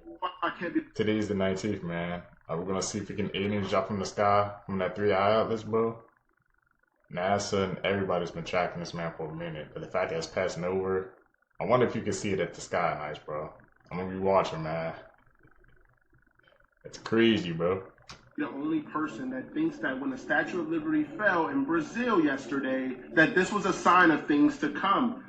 Y'all remember me telling y'all that America has to fall in order for the beast system to truly thrive. America has to be eliminated and out the way. What more of a sign do we need than the Statue of Liberty falling in Brazil? Also, I told y'all that empires typically last no longer than 250 years. And when is the 250th year? 2026. This is a sign of things. Now, whether you believe it or not, it's all on you. I just know for a shadow of a doubt that America is not going to relinquish power, right? So they have to get destroyed. America has to be destroyed. So I don't know how y'all view this sign, but that's how She heard a man's voice softly shushing him through the speaker. Then her husband heard it too. She ran into the toddler's room and froze. She saw the light on the baby monitor was flashing, meaning someone was watching them. You see, the monitor was connected through Wi-Fi, and someone had hacked in just to talk to their son through the camera. Crazy. Hello everybody, I'm currently on my laptop right now, and I appreciate everybody who's been sending me birthday wishes, as today is my birthday. Happy birthday, so honey. I felt like it was the perfect day to be transparent and honest with you guys. Y'all, I don't know about this Kai Cenat. I understand that he said he's going through some mental changes. As I watch this video, I'm just like, that's not the same Kai, fool. It looked like he was reading off a script. I'ma say it, mental health is nothing to be played with. So if his mental is really messed up, then I hope he pulled through that shit. Because that shit is tough. But y'all, listen to his whole video. And y'all let me know. Do y'all think that's the Kai you accustomed to hearing? Not even because he's saying he's going through mental issues. It's just the way he's talking and everything. Everything just seemed a little off. And then I still go back to the Streamer University jump when he was outside. And he told people, God is king. He said, keep God first. And people was looking at him. He was like, no. I'm serious. Like, he had the little regret face, and he was just like, no, I'm serious. Keep God first. It just made me think, I know he's about to have one of the craziest moments next year. I'm just hoping he didn't give nothing up for that role. And if he did, that can factor into why his mental can be fucked up. But y'all let me know what y'all think about it down below in the comments.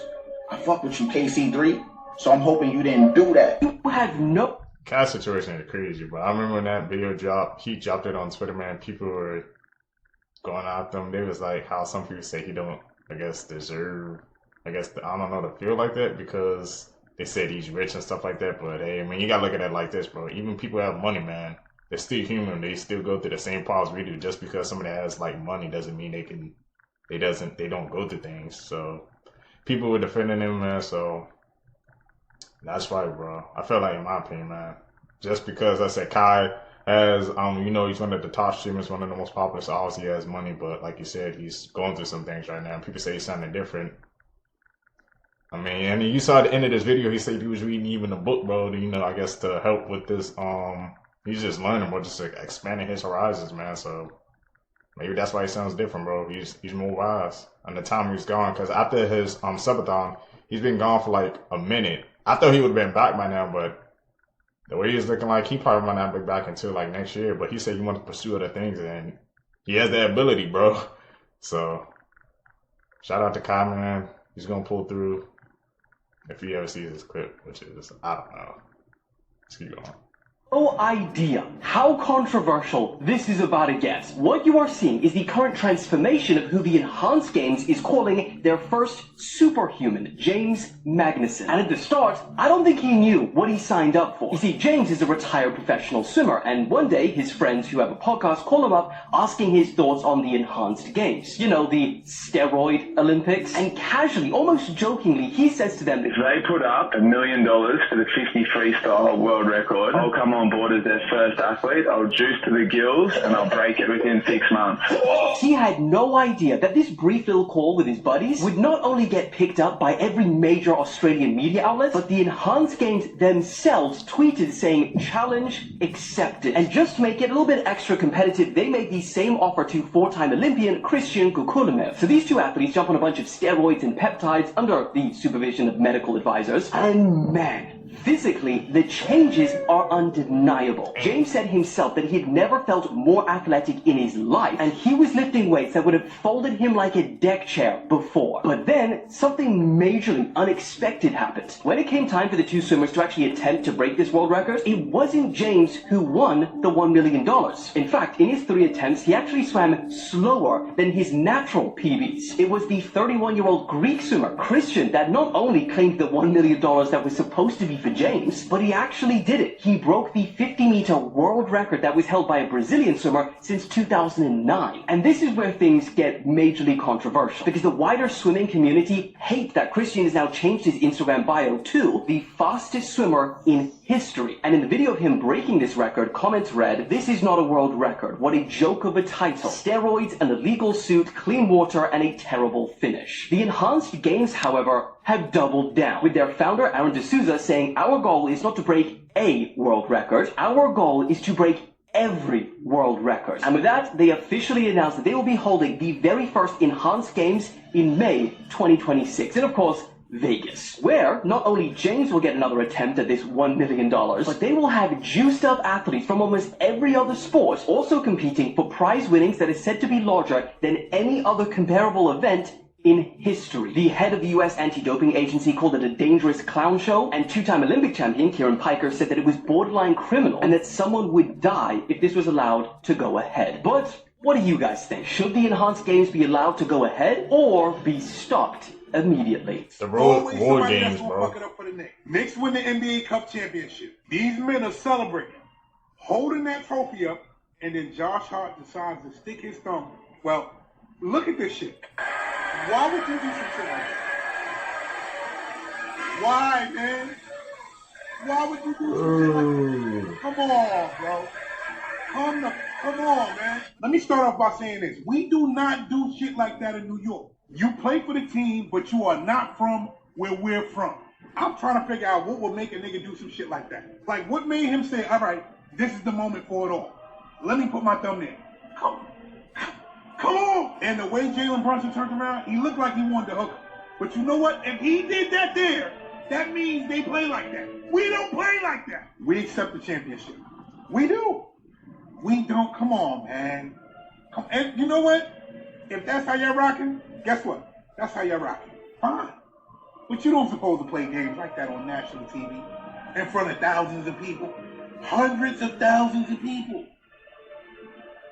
Am I wrong? Ninja Turtles and Daredevil are actually connected. In Ninja Turtles, the clan is called the Foot Clan. Now, in Daredevil, the clan they fight is called the Hand. Okay? So, fucking the Hand. But check this out, though. Daredevil's origin. He got blinded when there was a car crash and a special chemical went on his eyes. And he was blinded forever. Now, in the same origin of the Ninja Turtles, it's explained when there was a car accident, there was a blind kid that caused an accident. And what happened was a bottle of special chemical rolled down into the sewer, broke, and went to the Turtles and created Teenage Mutant Ninja Turtles. Yeah. The writers confirmed it. Oh, it's got it was like a callback to what happened to Daredevil, because they're huge Daredevil fans and they just wanted to connect the universes in that way. Even though they're not in the same one, they wanted to connect the origins. That's so fire. I love when they do that. The Akabora artifacts were discovered in Mexico in 1994. They consisted of 33,000 artifacts found, and the carbon date put them back 6,500 years ago, which would have been 4,500 BC. Jeez. And these artifacts were so strange, and I've never heard of them, probably because the story's trying to get swamped over by the Smithsonian. But these artifacts, they consisted of like stone and clay, like figurines and stuff of like dinosaurs. Oh. And like there was one figurine of a warrior riding a triceratops. Wow. Yeah. Imagine. And then they had other figurines of like mermaids, human-animal hybrids. They even had one that looked like Bigfoot, and like just this crazy stuff that like totally messes with the whole narrative that humans interacted with dinosaurs. Yeah. Because there's a man riding a dinosaur. The timeline is scrambled. And so it was authenticated by 3 men in the profession that were like, they knew what they were looking at and what they were talking about. But then the Smithsonian, like, nope, this is all, it's a fraud. None of these are real. They said, we're going to carbon date it ourselves. And they did. And they're like, these are only 30 years old. Because if you still don't believe in ghosts and demons after watching this video, then I don't know what else will convince you. In the name of the Father, Son, and the Holy Spirit, I ask you to leave my house, please. I command you to leave the house in the name of the Father, Son, and the Holy Spirit. I am reading the Father's prayers. Leave this house now. Leave in the name of the Father, Son, and the Holy Spirit. I command you to leave right now. In the name of the Father, Son, and the Holy Spirit.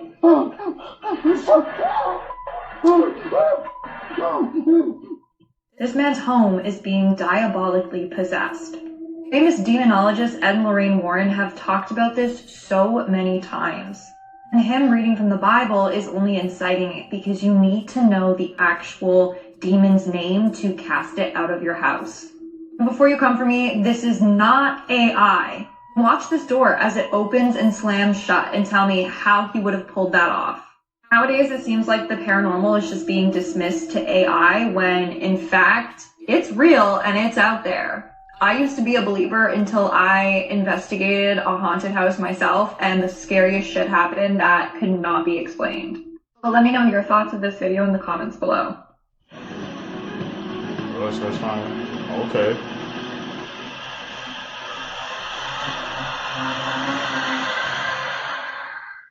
Back to the Future, bro. What the fuck?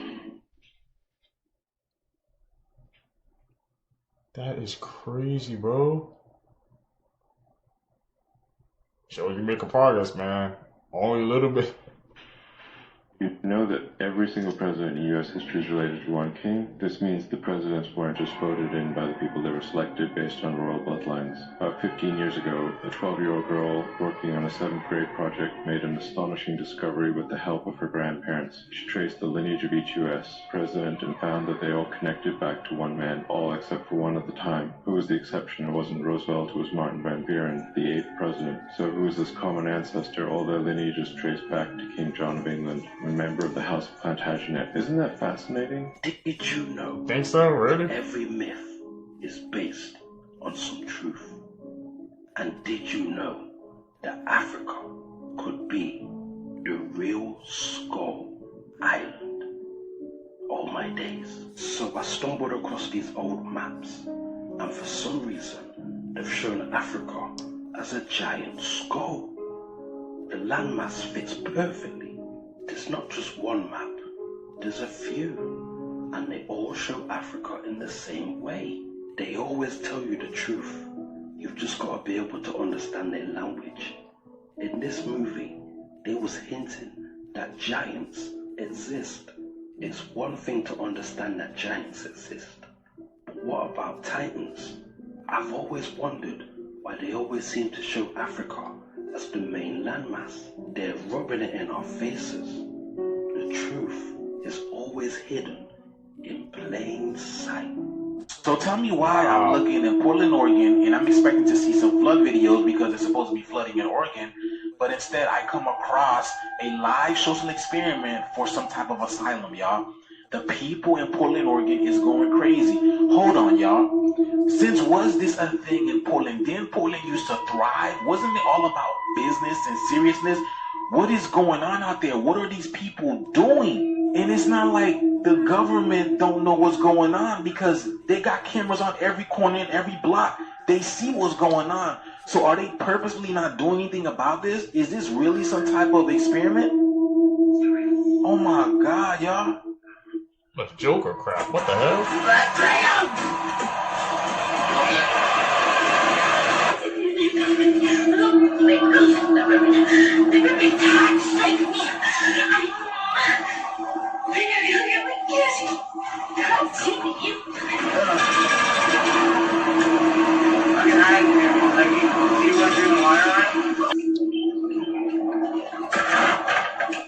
Bro, this is crazy, man. And the fact that they're not doing anything about this.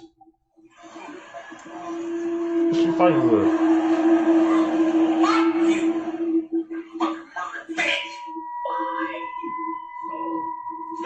I'm out, bro. You quote the Joker? If you have kids, you probably had no idea that digging a hole in the sand can be this dangerous. In 2024, Teresa and Jason were vacationing in Florida with their 7-year-old daughter Sloan and their 9-year-old son Maddox. They were at the beach when their kids began playing and digging in the sand. They dug a 4 to 6 foot hole when suddenly the sand collapsed, burying Sloan first and then her brother Maddox on top of her. Their parents were sitting only a few feet away and tried their best to quickly save them, but Sloan was sucked by the sand completely. Like her whole body was in the sand, and Maddox was only sucked in from the chest down. People at the beach quickly tried to dig the sand out to help save these 2 kids, but the walls just kept collapsing in. And after calling for help, it took about 20 minutes to get the kids out. Maddox did survive, but Sloan unfortunately lost her life. This is so devastating because I've never heard anyone talk about this before. And seeing your child lose their life by doing something so innocent like playing in the sand, I don't know how you can ever get over that. It's been advised that children should not be digging deeper than 2 feet because of how dangerous this is. These are some of the strangest crime stories you'll ever hear. A man once robbed a bank and wrote down his demands on a piece of paper that had his full name and his address on the back, which obviously led to his arrest. Smart guy. This woman and her children were in a Babies R Us when she decided to steal a crib, but on the way out she forgot to grab the stroller that had her kid in it. I mean, she kinda had one job. An intoxicated woman was once pulled over after driving in one of these things on the road. Yeah, like those things that you drove around in as a kid. And when they asked her what she was doing, she said that she wanted to be a professional wrestler and that this was how to do it. Not a good look. Oh yeah, she lost it, bro. Driving down the road. Gruesome facts you didn't know, part 112. If you ever have kidney stones, simply take a ride on Thunder Mountain at Disney. In 2016, researchers took a model kidney on the ride to see if this rumor was actually true. They found that sitting in the back seat of the coaster would pass kidney stones 64% of the time. Sitting in the front, only about 17% of the time. This photo from the early 1900s shows 2 boys who were exposed to the same smallpox source. One was vaccinated, one wasn't. In 2007, at the age of only 38, Mark Bamber passed away from heart failure. To accommodate his 700-plus pound body, a special mahogany casket was made, which was nearly 8 feet long and 30 inches deep. At the time, there was no hearses that could accommodate a casket that large, so it had to be pulled by horse. After a horse riding accident, Emily Eccles was left with her jaw hanging on by only 1 millimeter of skin. Her surgeon said that her injury is the worst they've seen outside of a war zone. It took facial reconstructive surgeon Ricardo Muhammad Ali 5.5 hours to perform the surgery. This is her ready to go back to school just 1 month after the accident. In 1995, at the age of 61, artist William Utermohlen was diagnosed with Alzheimer's. From the time of his diagnosis until the year 2000, he created self-portraits, a powerful documentation of his descent into the illness. In 1923, jockey Frank Hayes won a race at Belmont Park in New York despite being dead. Mid-race, he suffered from a heart attack, but managed to stay in the saddle until he crossed the finish line. I don't know how that was even possible, man. He still won that race. People didn't notice. That's eerie. Truly, man. Where he at? There are some interesting abandoned places that you haven't seen before. This is an abandoned traffic jam in Belgium, which looks exactly like something out of The Last of Us. Yeah. This is an abandoned bunker that just has a ton of old vintage cars sitting in there. Why'd they leave them all? This is an abandoned ghost village in Turkey known as the Burj Al Babas. It has 587 unoccupied castles, and it looks like something AI made to me, to be honest. This was Detroit's Mark Twain Library, which was closed in 1996 for renovations and never opened again. This was a German expedition cruise ship that hit an uncharted reef in the Sandfly Passage of the Solomon Islands. This is an abandoned theater in Scranton, Pennsylvania. I never saw this in The Office. This is a car graveyard after a Chinese car company went bankrupt and had nothing to do with them. This is the eerie yellow brick road of the abandoned Land of Oz theme park in North Carolina, which actually I think has been reopened possibly since. This is another abandoned theater in Pennsylvania, which is where Scranton is too. Why are y'all abandoning so many theaters in Pennsylvania? This is an escalator in an abandoned mall that was reclaimed by nature. Also looks something straight out of The Last of Us, which makes sense because that takes place 20 years in the future when things are abandoned. I just love abandoned things. Those two things did look like that last Now that I've seen it, I can't unsee it. So the other day, a Reddit user posted this photo to Reddit. It's of his apartment at night. He had been complaining of hearing rustling noises in his apartment over the last couple nights. Many users thought they could kind of see something in this area of his kitchen, but I couldn't, so I looked at the brightened version. This is the photo brightened. And I know what you're gonna say, yes it does look like Keanu Reeves, but look at how tall he is compared to the fridge. But it gets so much worse.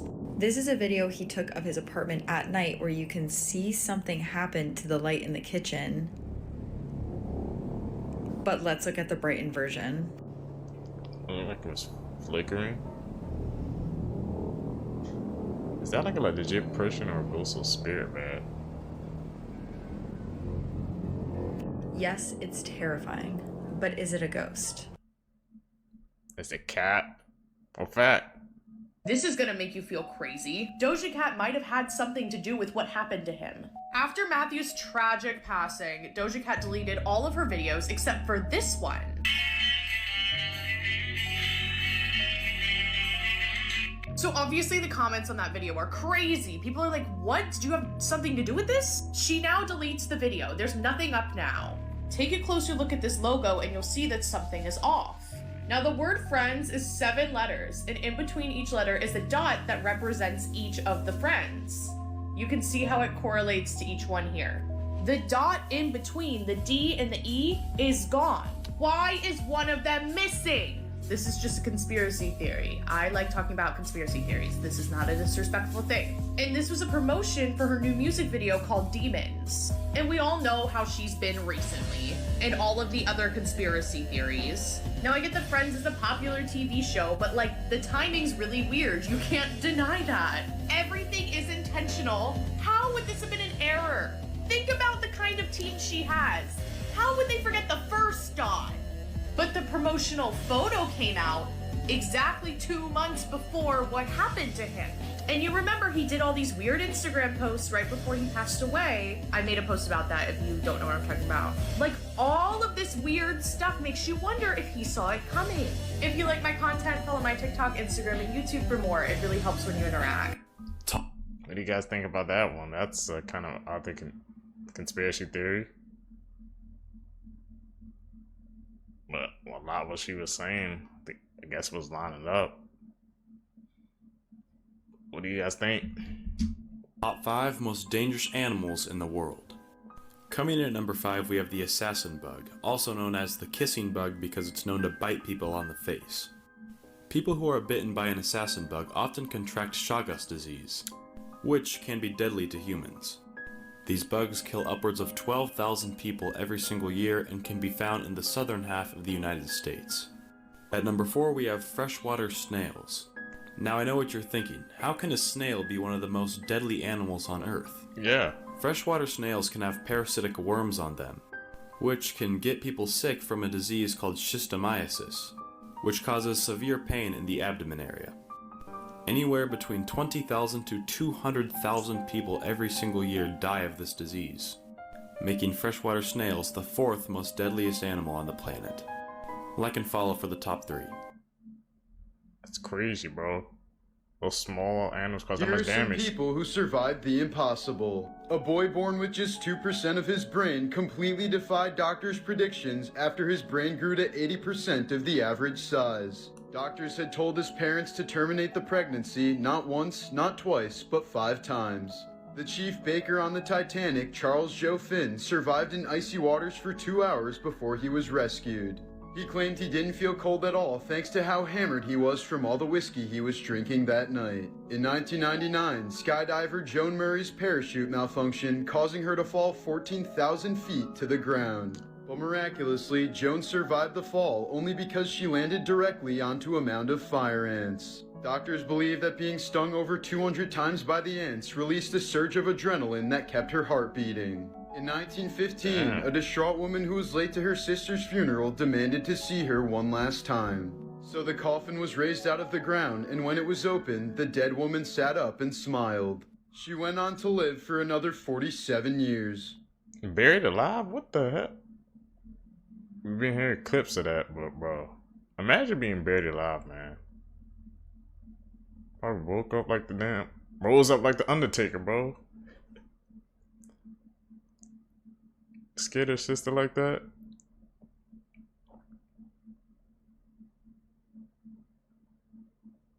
Let's talk about the disturbing story of the other game made by the Hungry Lamu developer, Untime. The full game playthrough is on my channel. We are going to go over the full story here in this short, but it's better if you experience it yourself. In this game, we play as a girl named Cersei. She recently moved out of town for an unknown reason, and she's starting a new life with a new job. Her brother still writes her letters, though, and he mentions in one of them, "We've moved on from Lila, it wasn't your fault." Not sure what that means, but okay. Before our first day of work, we hear about a serial killer on the news, and we say hi to our neighbor Ruth, who's doing her stretches in the front yard. Our boss at the bookstore's name is Bobby. He's a pretty rude guy, and he yells at us for being late. And after the shift is done, a running man passes us on the street and drops a watch that we pick up to sell. And it's here where the story starts to take a turn. About a month passes and we learn a few things. The serial killer was found dead. The scientist named Dr. Travis that worked at Sagier Labs, the same labs that put out a report about time travel and how it's actually possible. But instead of traveling through time, you really just jump to a different time in a parallel timeline, basically. This is important because that day we show up to work, Bobby yells at us for being late again, we snap, and kill him. Ruth sees us do it and calls the police. Right before they shoot us, we use the watch unknowingly to time travel. Yes, this same watch. Dr. Travis was using it to time travel and kill people. And now that's exactly what we're doing. We're time traveling to different timelines, killing Ruth and Bobby over and over and over again. But we eventually run out of timelines and we're killed by us. The original Cersei that was shot by the police still exists. Our consciousness was just transferred to a parallel timeline. Everything looped back around. And we can infer that our character Cersei was the one who killed Lila. I guess we've always been a serial killer. If you see one of these hanging from someone's bag, run.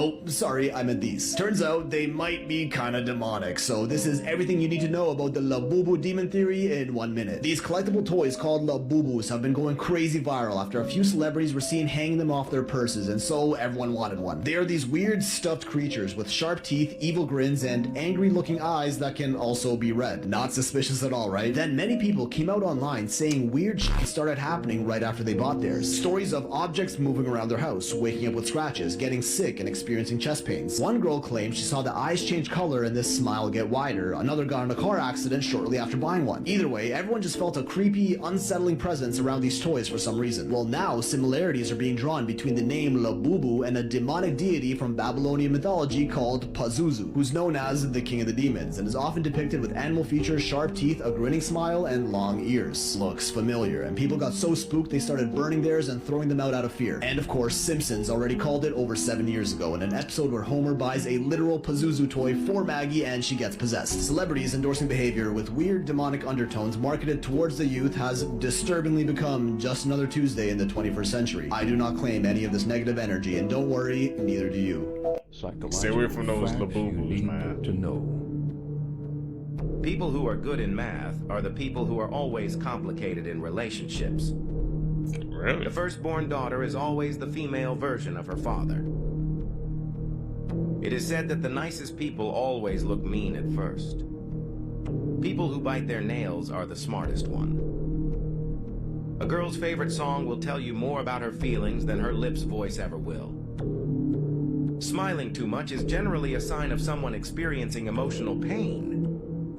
The people who spend a lot of time on the internet are mostly likely to be depressed or lonely. If you can't get someone off your mind, there is a 79% chance they feel the same way. Your body is weakest around at 3 to 4 a.m. This is when most people die in their sleep. Oh? Smart people get quickly annoyed by others. You may not have noticed this secret message in Hereditary. So the big question is, how did the cult get Charlie, the little girl, to the high school party? They were people at his high school pretending to be his friend.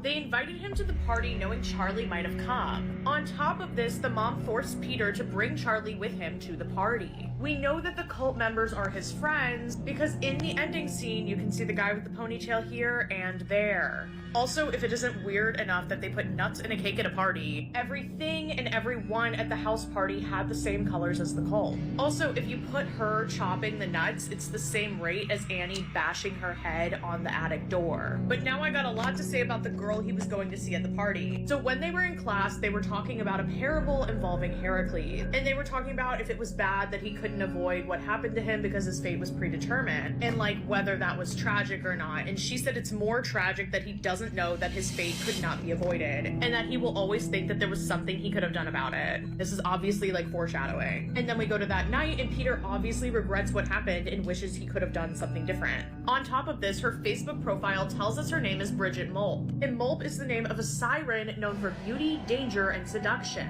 Just like her. She lured Peter to this party, and that lured Charlie to her death. Because she was like, come upstairs with me. And that left Charlie alone to eat the cake that she was allergic to. Now look at her hand here on her profile. It's doing the same hand that the statue does. I'll show you it again. Let me know what movie I should do next, and come over here for longer videos. She took the life of his 5-year-old brother and consumed his private parts. 5-year-old Macon Rauch lived with his 18-year-old sister Karina and their mother Daniela in Brazil. On April 4th of 2019, Daniela had some shopping to do, so she left Macon back at home with Karina. Daniela returned home about an hour later, and for some reason she couldn't open the front door. She yelled out to her children to come help her to open the door, but Karina yelled back at her saying that she couldn't. Daniela started to worry, so she contacted her brother-in-law to come break down the door. Once they both went inside of the home, they were met with a horrific scene. Karina had taken the life of Macon, partially decapitated him, and mutilated him. At that point, the family dog attacks Karina. She retaliates and bites the dog. Karina then starts to attack her uncle by throwing things at him and hitting him. She even tried to flee the scene, but she was caught. Once police arrived at the home to investigate Macon's body, they noticed that his body was surrounded by black candles. Police truly believed that Karina was using Macon's body as part of a ritual. That's when police discovered that Karina had cut and eaten some of Macon's body parts. She was quickly arrested and taken to the police station, and at first she was not saying anything, but eventually she confessed to everything. Karina stated that she asked Macon if he wanted to come into her room to play some games, and of course he said yes. That's when she grabbed a pillow, pinned him down, and suffocated him. She then grabbed a knife and tried to remove his head, and he was left partially decapitated. The knife was then inserted into his eyes, and his feet were burned with a lighter. His private parts were then removed, and Karina ate them. Karina was charged with aggravated homicide, attempted murder of her uncle, biting the family dog, and hiding a deceased body. She was sent to a psychiatric hospital, and she continues to receive medical, social, and psychological care. Yo, what's up? Here's some scary facts about our world that you probably didn't want to know. Part 21. Scientists claim that the research they have done shows that 1% of society meets the criteria to be a psychopath. That means 1 in every 100 people you meet will be a psychopath. It was said a long time ago that boiled toads would help cure rheumatism, which is arthritis, and that feeding rotted mice to children would help with their bedwetting problems. Have I wet my bed before? Moving on. Oh yeah, this is just a fact to remind you that there is a brain-eating amoeba out there that if you get water through your nose or in your ears, that it could possibly, eat your brain. At an abandoned wildlife park in Australia, there is a fully preserved shark found still in the tank filled with murky waters. Oh my gosh. Really? A fully preserved shark? They didn't try to remove it or anything?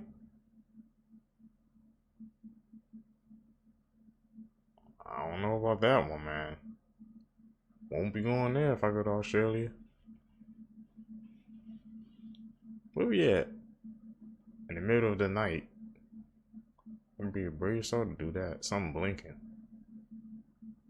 Look, after Selena Gomez, Jennifer Lopez, Celine Dion, Cardi B, and even Justin Bieber, it's now singer Billie Eilish's turn to deal with a mysterious illness. What's happening to her is truly creepy. Most people discovered her back in 2018 when everything seemed to be going great for her. But now, listen to what she confessed to these two people. I'm never feeling happy, so why would I write about things I don't know about?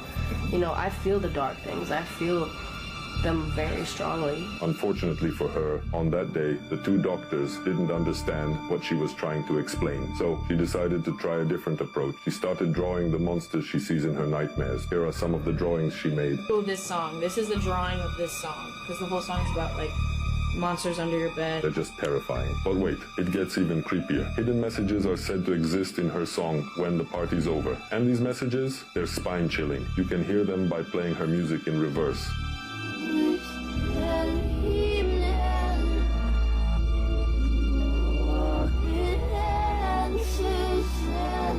But hold on, because the second hidden message is far worse.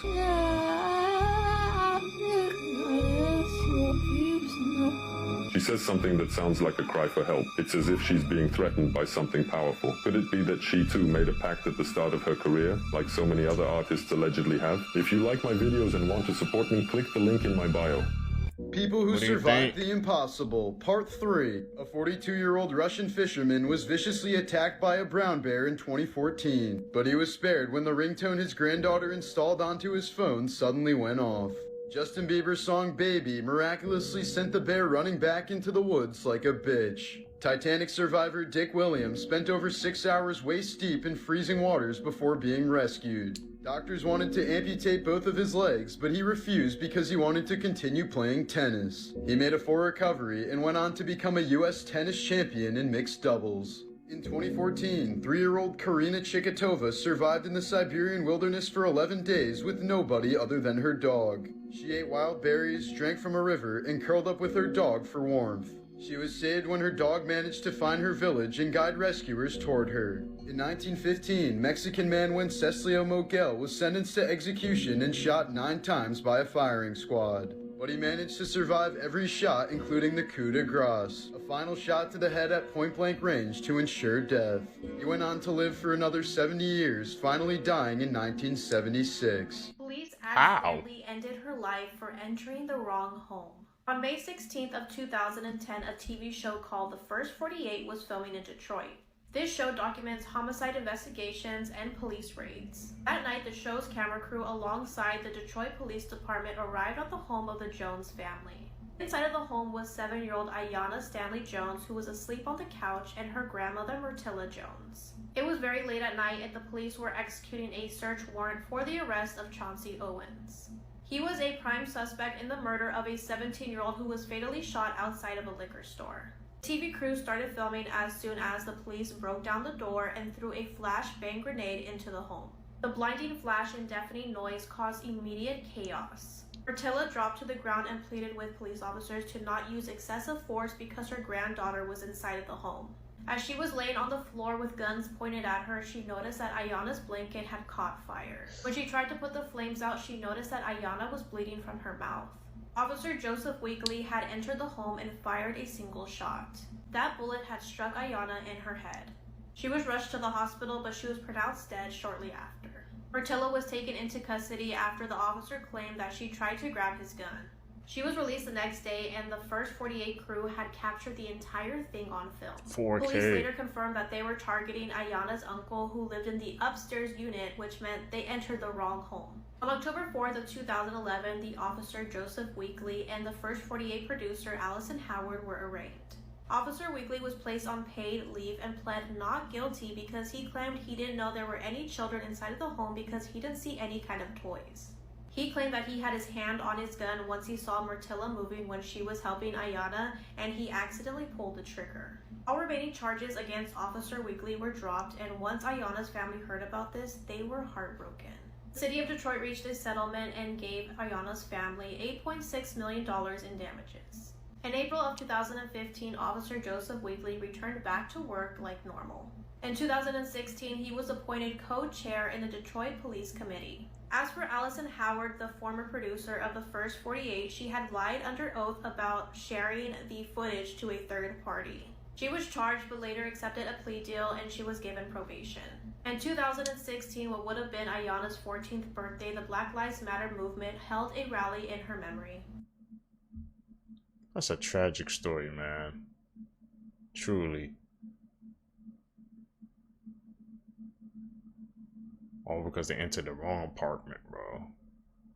How did they not know they weren't in the right place?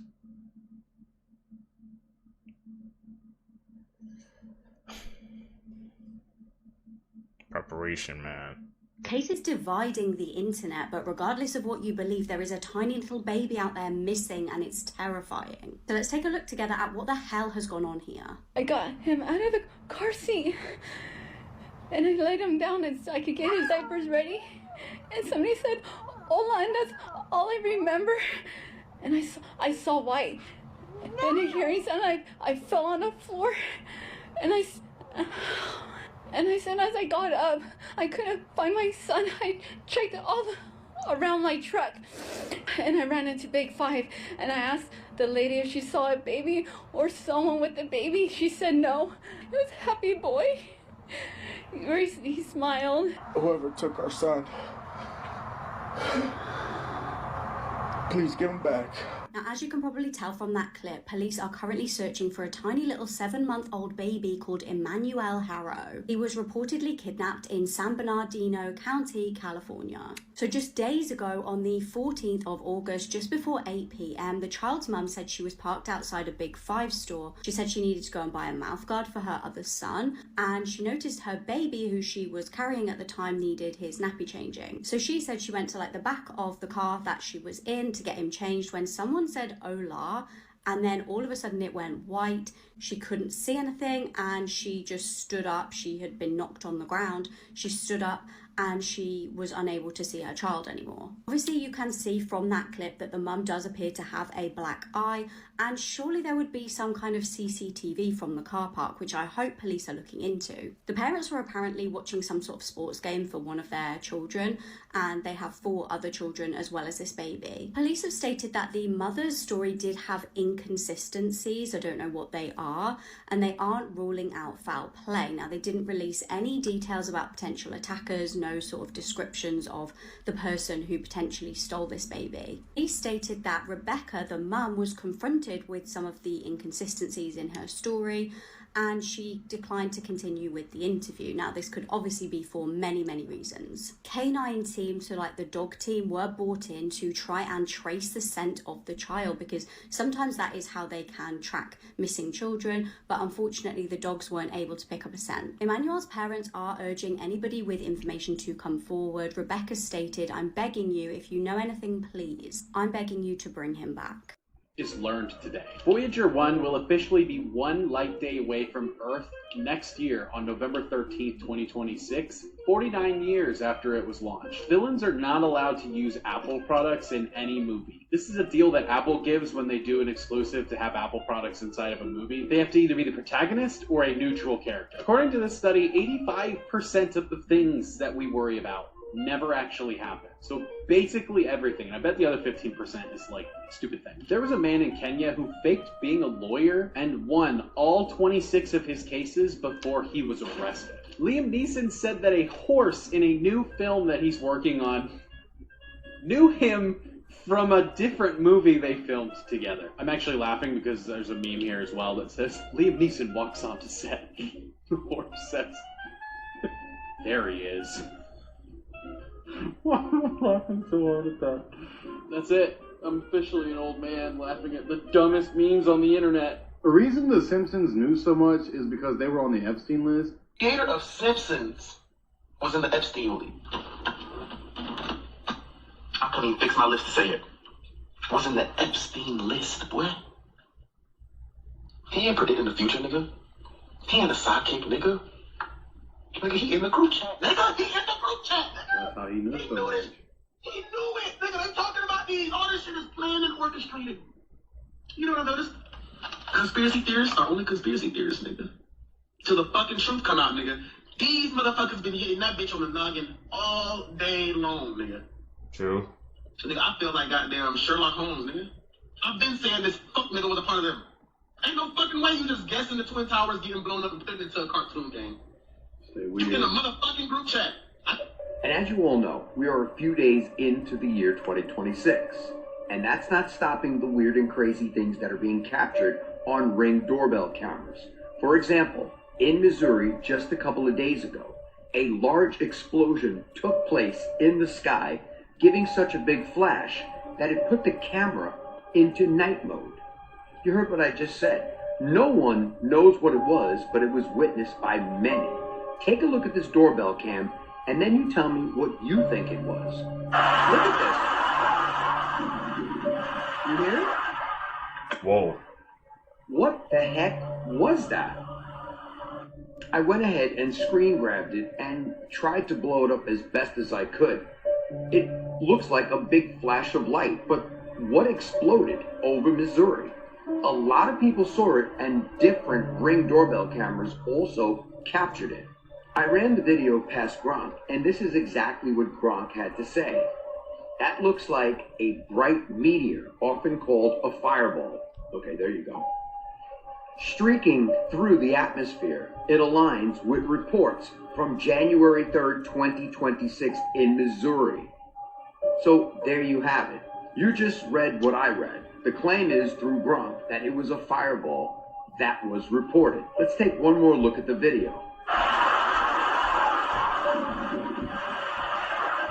Could be orb. Either way, this was pretty unique and scary all at the same time. Let me know if you live in Missouri and you came across this or you saw it with your own eyes.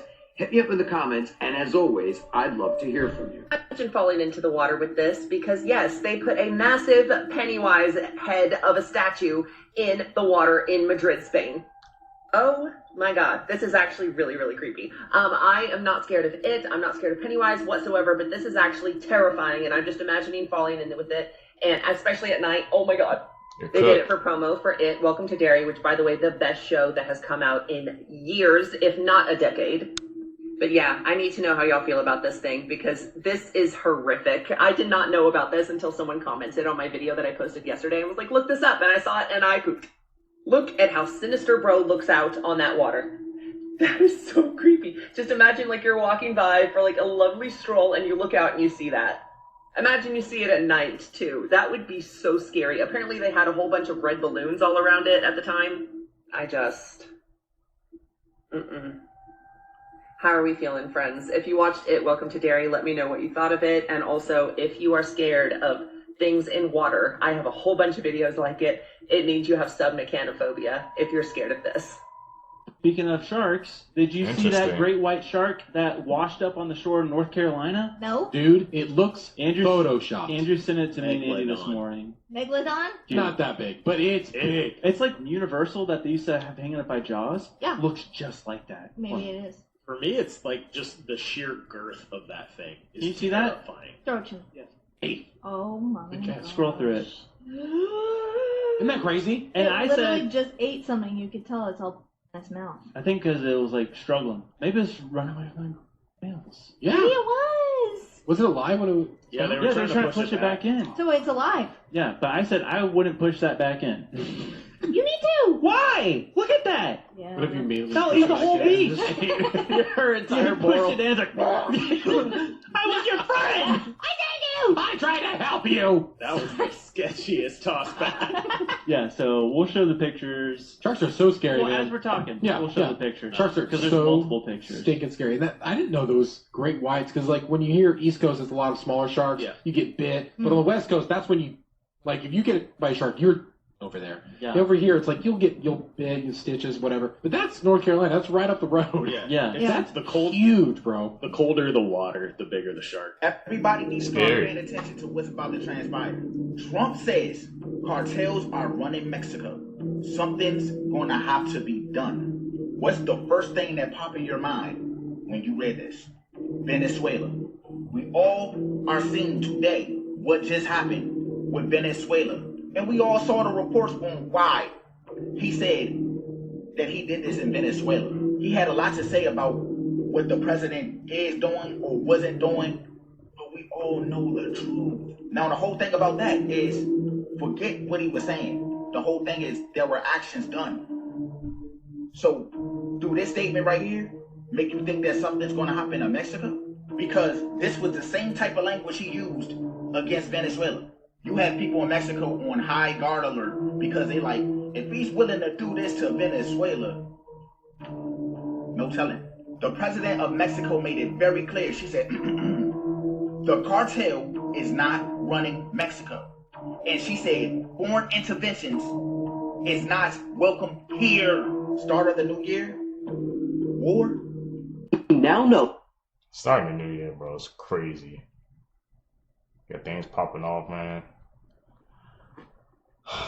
Buckle up, Seekers, man. I think this year gonna be in for a big one. What caused the fire that killed over 40 people on New Year's Eve? Videos of the exact moment this fire started have begun circulating on social media, and it shows young people recording the fire, still singing along to the music and partying, while one of them tries to put it out. Little did they know at the time just how quickly this fire was about to spread. They're still dancing. In other images, you can see sparklers from champagne bottles being lifted in the air, igniting this soundproofing foam material, which lined huge portions of the ceiling. And eventually, once people realized how serious this was, everyone tried to rush outside at once, which meant people started getting stuck in the doorways, and many tried to force their way out of windows by smashing them with chairs and tables. And what makes this even more tragic is that this bar was the only one in this Swiss ski resort to allow those under the age of 18 to enter, meaning that patients as young as 15 are being treated for severe burns, and many of the victims who have passed away are between only 15 and 25 years old. Somebody captured a photo of a giant humanoid creature with wings flying around in lightning bolts. And people are saying that this is the old Native American legend called the Thunderbird. It's known as a giant, colossal, supernatural bird, whose wing beats create thunder, and flashing lights summon lightning. What would you do if you stepped outside your house and you looked up in the sky and seen one of these? This looks like something from Stranger Things, y'all. I would think I slipped realities and ended up in the upside down world. This creature is seen as a guardian against evil forces. The Thunderbird represents immense strength, authority, and the life-giving gift of rain. While its presence brings cleansing and renewal, it can also unleash a violent storm. Stories of the Thunderbirds appeared amongst many tribes, all the way from the Pacific Northeast to the Great Plains, each offering unique variations, including tales of shapeshifters and gifting of sacred objects like the peace pipe. So let me know in the comments, if you walked out your house and you've seen something like this, what would be the first thought to go in your mind? Make sure to like and subscribe for more content, y'all. Peace. I'm saying we out, bro. If I walk outside, man, it's thunder and lightning. I don't know why you're outside in the first place, bro. But if I see a big ass bird, I'm saying, well, I'm going right back into the house, bro. You ain't getting me today, but look how they look like a pterodactyl, bro. I'm just gonna swoop you up and pick you up. Have a huge problem eventually when AI is so smart that it can guess everyone's password. Oh, if I could be like, watch the whole catalog of Jumper's Jump based on how he talks and speaks about his life, tell me what his password is. Oh my goodness, that's raps. It could get close. Yeah, no, you know what I'm 100%. saying? If you have that much of an idea of how someone interacts with people, conversates, interests, likes, whatever, you will be able to kind of narrow down a little bit on where it would be. Yeah, and you know how those men that have like the one password for everything? Yeah. Once the AI gets one, fam, actually raps because you have your bank, your PayPal, everything. Oh my. Scary. So you're telling me that this whole time that every part of my face connects to a part in my body, and that the reason my forehead keeps breaking out is because my digestive system is stressing out? You motherfuckers. So if your cheeks are inflamed, that's lung and blood sugar issues. And when my chin won't clear up, that's my hormones completely out of balance. And if I continue to use products, facial cleansers on my already broken skin, I risk completely destroying my whole skin barrier to the point of no return. Before every new year, the same name seems to resurface. She was a psychic who never wrote anything down, and she's actually been dead for decades. Her name was Baba Vanga, and she seems to resurface every year, not for specific events, but for patterns. Supporters of hers point to symbolic warnings later linked to real events, like a Russian submarine disaster before the Kursk tragedy, steel birds over America, and decades of Middle East instability. None of it was specific, but there are interesting correlations for sure. Now, she didn't predict moments. She warned about conditions, collapsing systems, shifting power, intelligence that we don't fully understand or comprehend yet. You know, and we've got AI advancing faster than regulation. We've got governments admitting that they don't understand everything that's going on in our skies. And we've got societies questioning reality itself. She didn't specifically predict this year, but she may have predicted this phase. So as 2025 comes to a close, I'd say the question isn't what will 2026 bring? It's whether we're ready for the world that we're already entering. Let me ask you, does this moment feel different to you? Let me know. And Happy New Year, everybody. Does it? Her name Baba Vanga, it sounds a lot like, John with Baba Yaga, bro. I don't know if that's where they got the name from, bro, but it's eerie. And I'm about to say, I seen her face, on some TikTok clips, so I've always wanted to know the backstory. So she was like, predicted things. I guess what will come to pass. Interesting.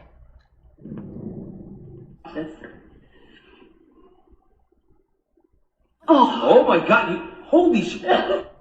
1, 2, do it. What the what? No. Trigger, where you going?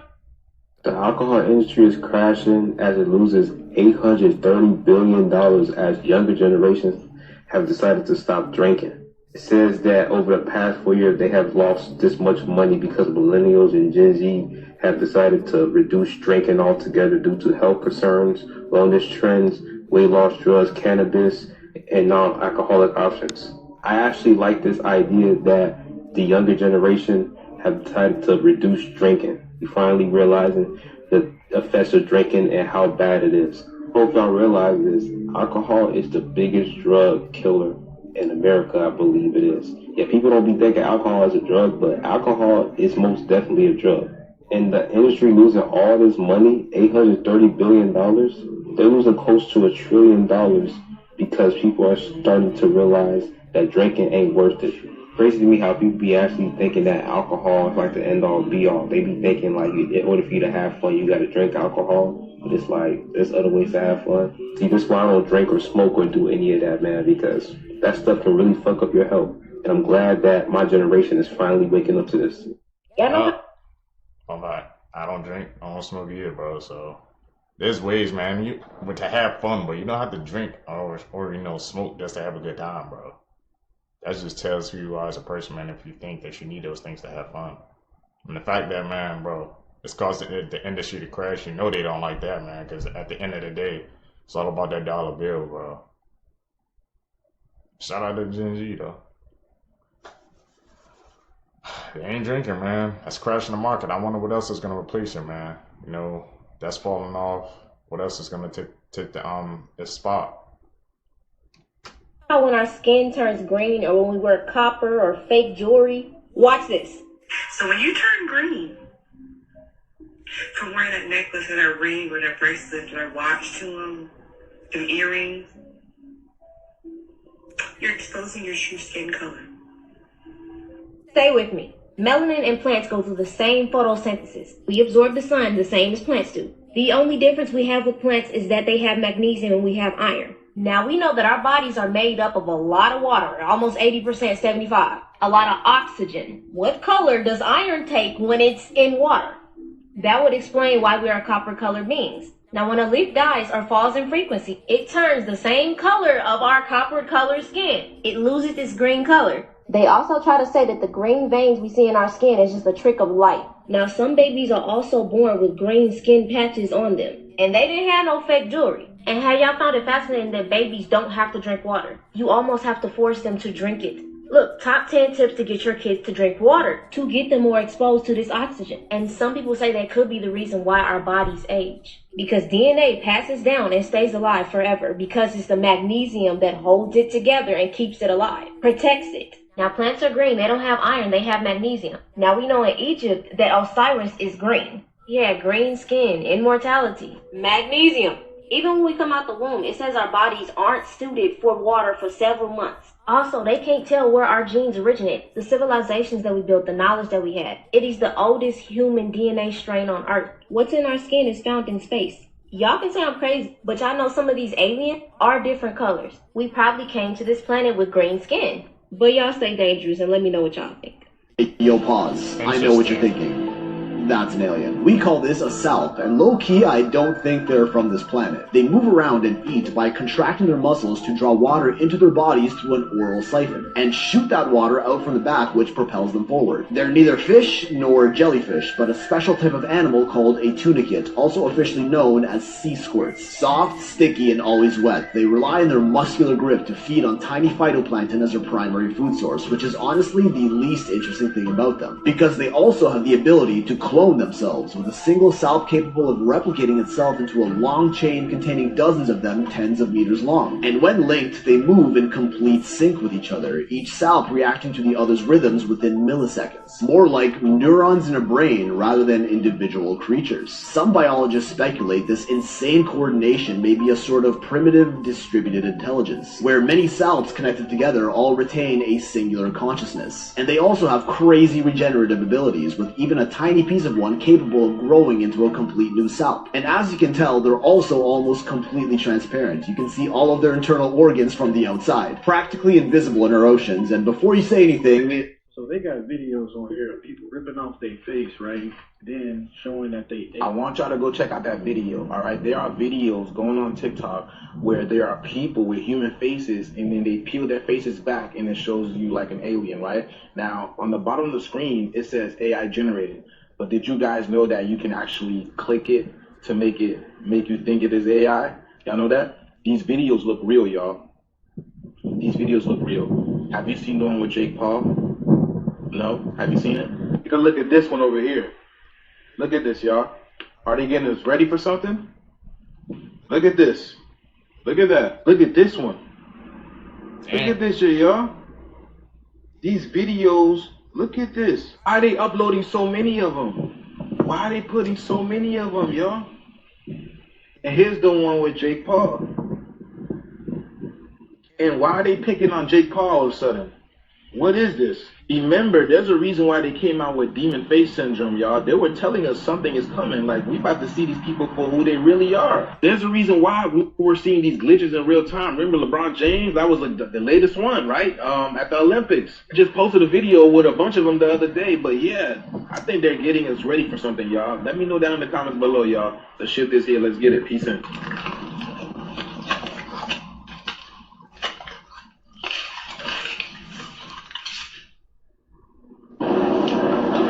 Fab 2?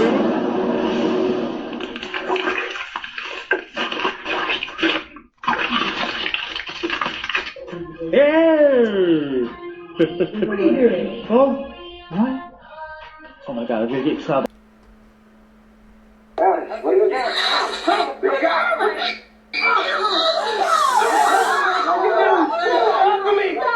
Ooh, you saw that?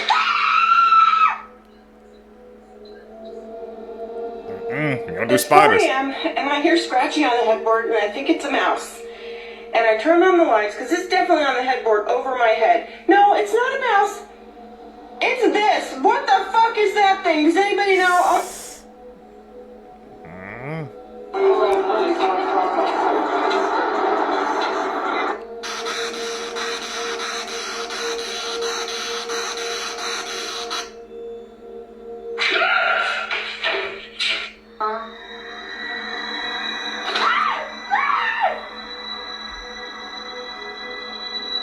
What the fuck? Second night in a row, and my dog is waking me up to a spider on my pillow. My head lays right there. Right on those pillows where this guy's hiding. So it's game time. Night 2, game time. Bucket on. Secured. Look at him. I guess that's a sign right there, bro. Don't mess with Mother Niche. It will come back to haunt you, man. That first clip, though, it was eerie, man. Freaking bug. And that freaking fish's mouth. You know, fishes, man, be known to have some freaking parasites on them, so you gotta be careful when you're picking them up. Don't mess with Mother Nature. She'll whoop your ass.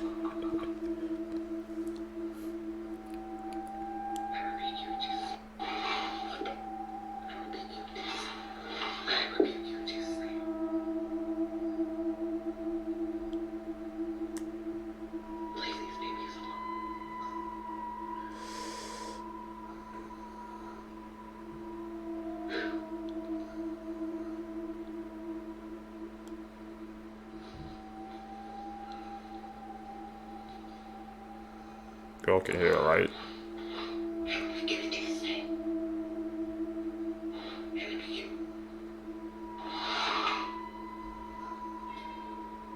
Go forward if you're a ghost.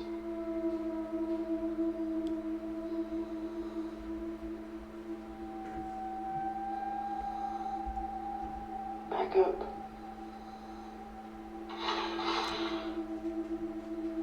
He got stuck inside Planet Fitness after severe flooding hit Florida, and it didn't take long for panic to set in. At first, he thought it was just a passing storm, but as the water level kept rising, with no way to escape, he pulled out his phone and started recording, thinking this could be his last video. There were about 17 other people trapped with him, all staring helplessly as the flood water pushed against the doors with too much force to open them. They had no idea how high it would rise, and with every passing minute, the situation got worse. His main concern was that he doesn't know how to swim, so when the level of water would raise high enough, he wouldn't be able to move around. Luckily, some of them had food stored in their lockers, so at least they didn't starve. But after 2 hours of waiting, he realized something terrifying. They were surrounded by electric gym machines, now submerged in water, which was extremely dangerous. 37 minutes later, he allegedly heard a woman's voice calling for help, and they couldn't find her. They tried dialing 911 a lot of times, but emergency services were unreachable. With no way out, he recorded a goodbye video for his mother, telling her how much he loved her, and he posted like 40 TikToks from this situation on his page. Crazy.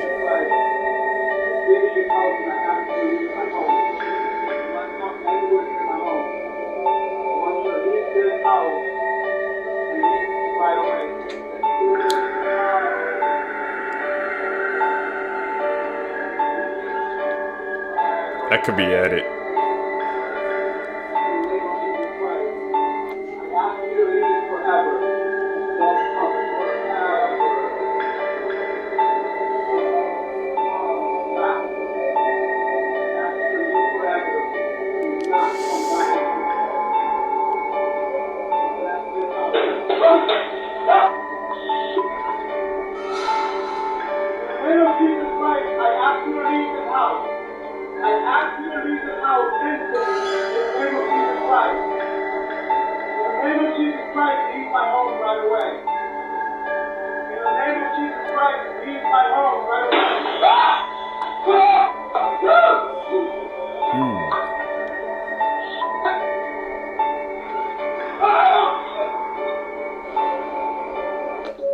He said, I don't blame him.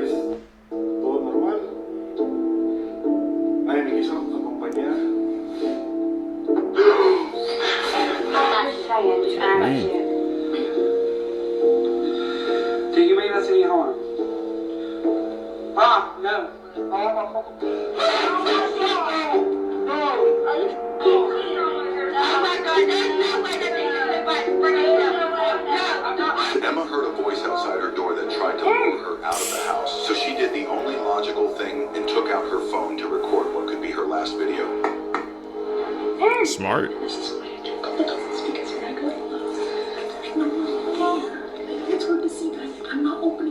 And when she revealed what had been happening for years, everything started to make sense. When she was young, her mom said she heard similar voices, most likely made by a mimic, but it stopped for years until now. Fortunately, this time, Emma recorded it, and the video went viral with many people asking why she wasn't freaked out. And she explained that after what happened next, she knew she's hopeless anyway.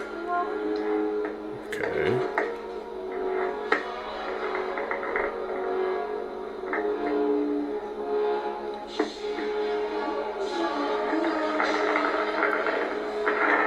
She finally decided to look through the window above the door, and this is what she found out.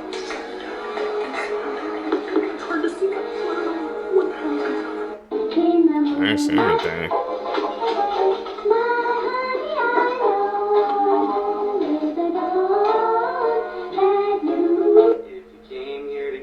Clap your hands. Well, that wasn't clapping your hands. That was more like just. Oh, Okay.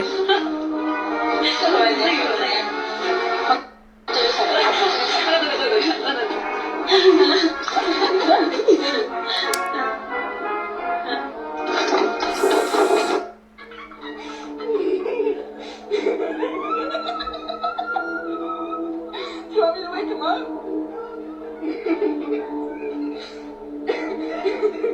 He's gone.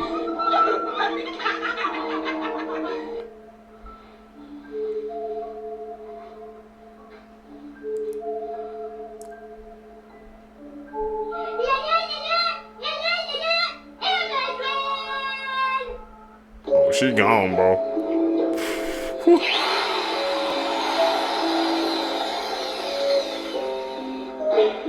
Me? You keep saying me. I don't know who me is. Please tell me your name.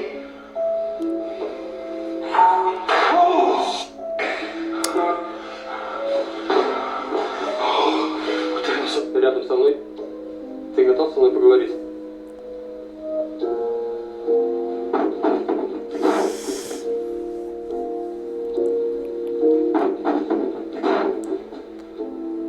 That's my bad energy.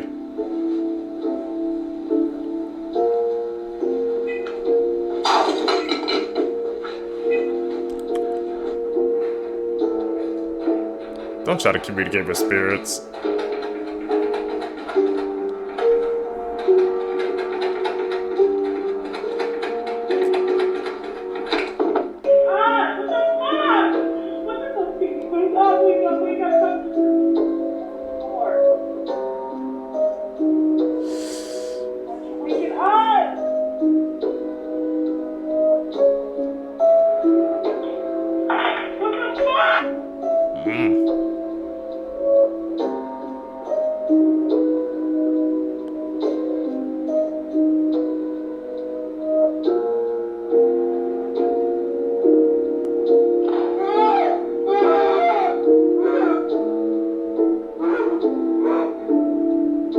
Fell through his roof or something?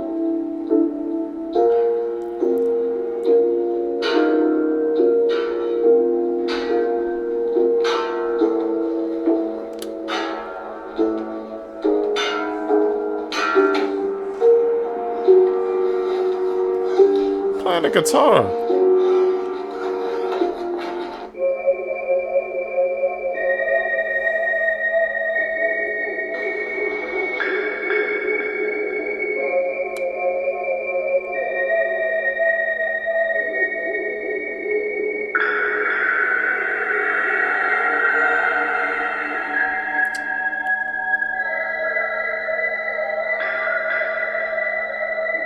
Spirits trying to play with your sons? Nah, bro. That's where you gotta draw the line at.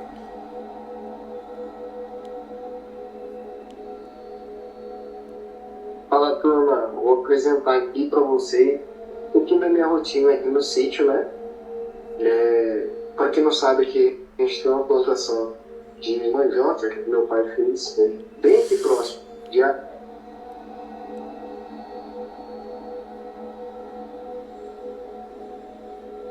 What do you do, Seekers? Really?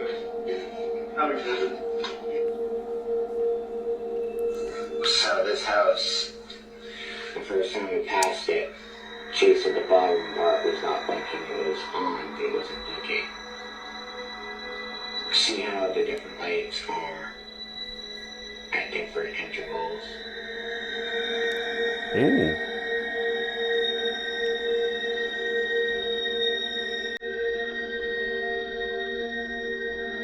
Hell no, that's Scorpion Fit House.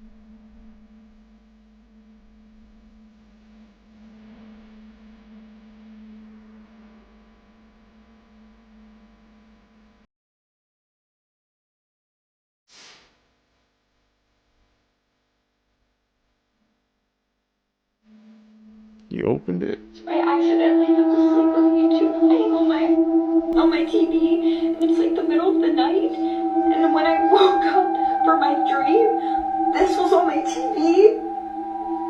Who are you? Why is that on my TV? New channel?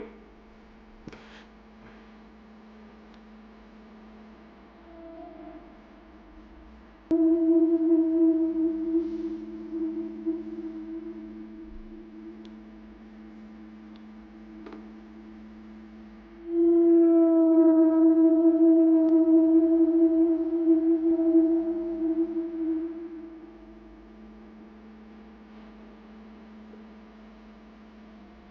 a speed demon.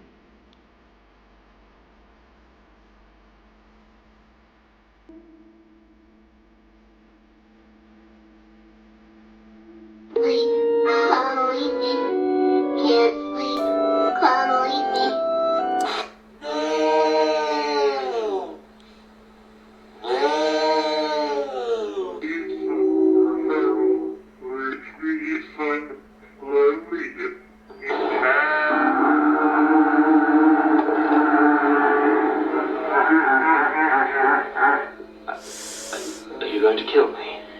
No. I mean, yes, but not for a good long while yet. I don't want you to go to waste.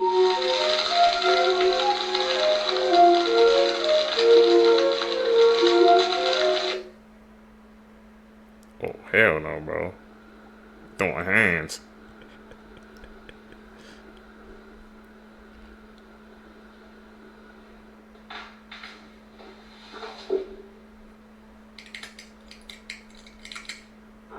Hi, Oliver. So I hear you are getting a new roommate.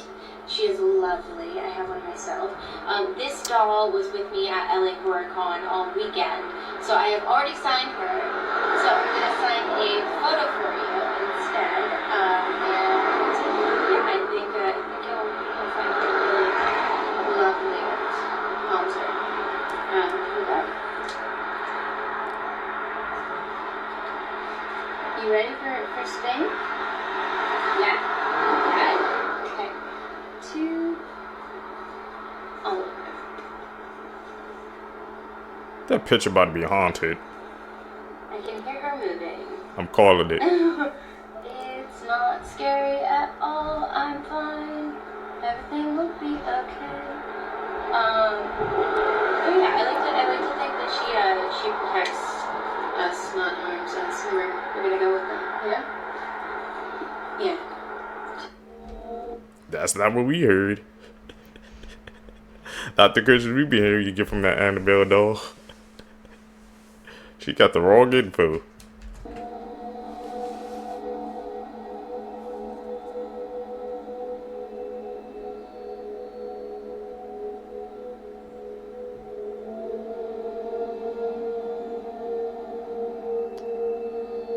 Giants in 4K.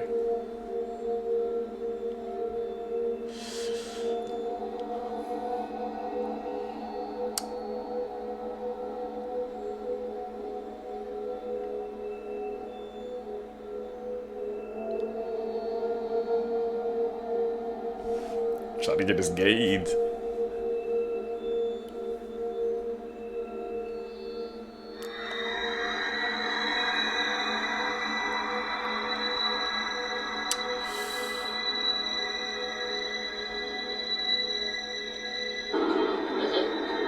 Person, dude. No, seriously, pull over, pull over. It's a person standing there. No, it's not. Dude, if you see what I see right now, it should be.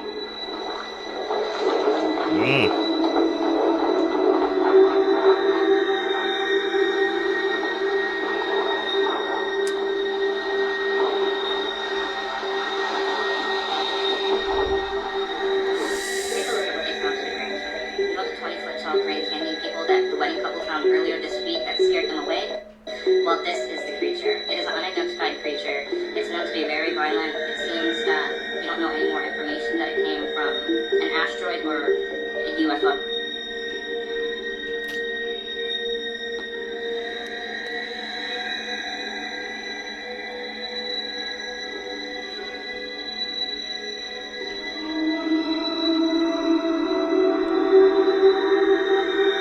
It's like a loop.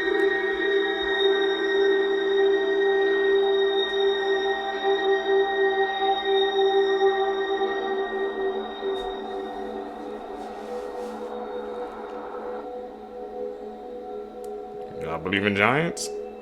¿Quién eres? Tú no eres un gato. ¿Qué pasó? ¿Qué es eso? Vete de aquí, ¿quién eres?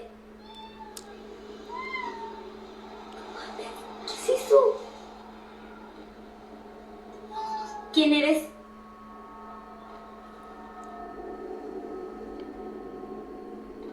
Tú no eres un gato. Te ordeno que te vayas de mi casa. As they continue to record the supposed cat, a few things become apparent. Firstly, the cat's meowing seems quite unnatural, suggesting that someone or something was imitating these sounds. But as if that wasn't enough to prove this wasn't a cat, a pale-looking face can be seen at the door upon looking closely. It's as though whoever or whatever had been there was trying to trick the family into letting it in by pretending to be a cat in distress. Not much else is known about this video, which has yet to be fully explained. But if there's anything to take away from this footage, it's that it's crucial to be careful when it comes to answering your door to unexpected visitors, as you never know what might be on the other side. Facts. He really killed him. He was.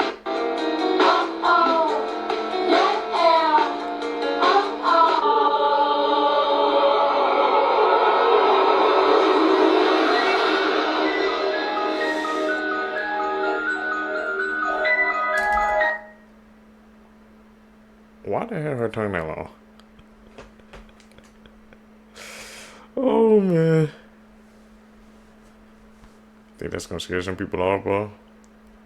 I know some people who would like that, man.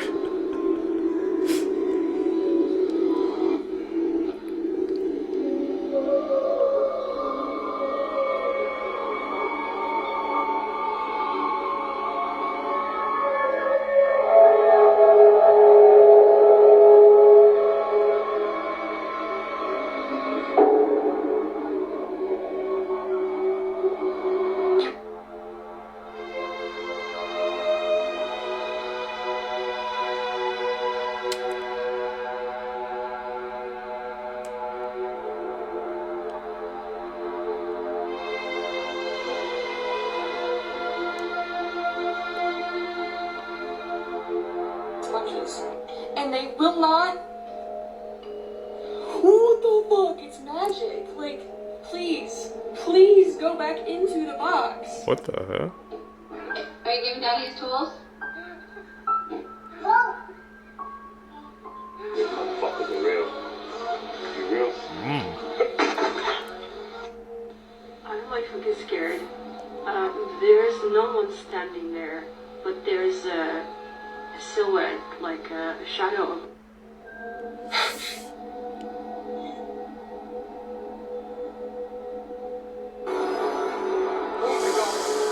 If you came here to kill me, clap your hands. Well, that wasn't clapping your hands. That was more like just. Oh, cancel. That was bad.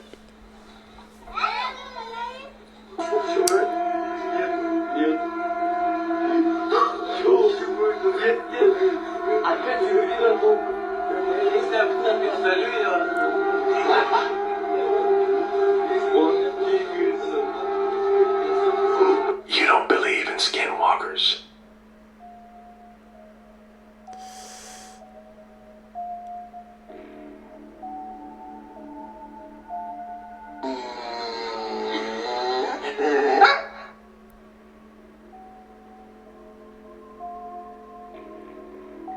Red. Red. Give me the side eye. She's so weird. You're weird.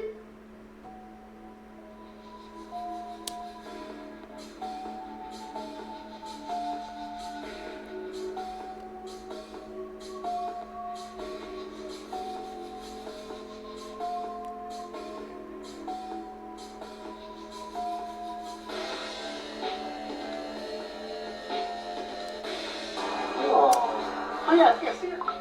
Come here, little kitty. Come here, little kitty, kitty, kitty. The kitty. I hate that. Quiet.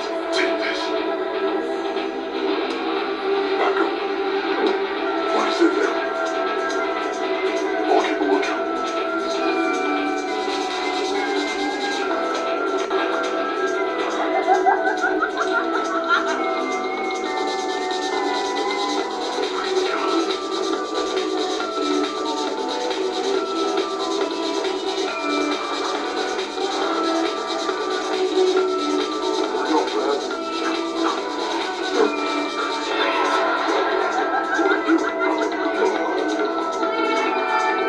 Help your man.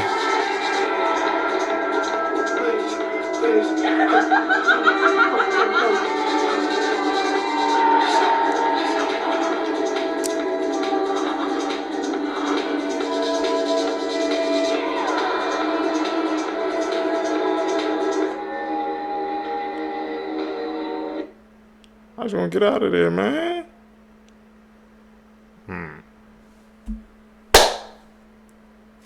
Seekers, if you guys made it with me to the end of the video, you're true seekers seeking the truth. I really appreciate the support. Make sure you guys leave a thumbs up in this video. Hit that like button, man. Leave a comment down below. Also hit that post notification bell so you always get notified when I upload my next videos. Guys, I'm going to catch you in the next one, man. I'm out. Peace, YouTube.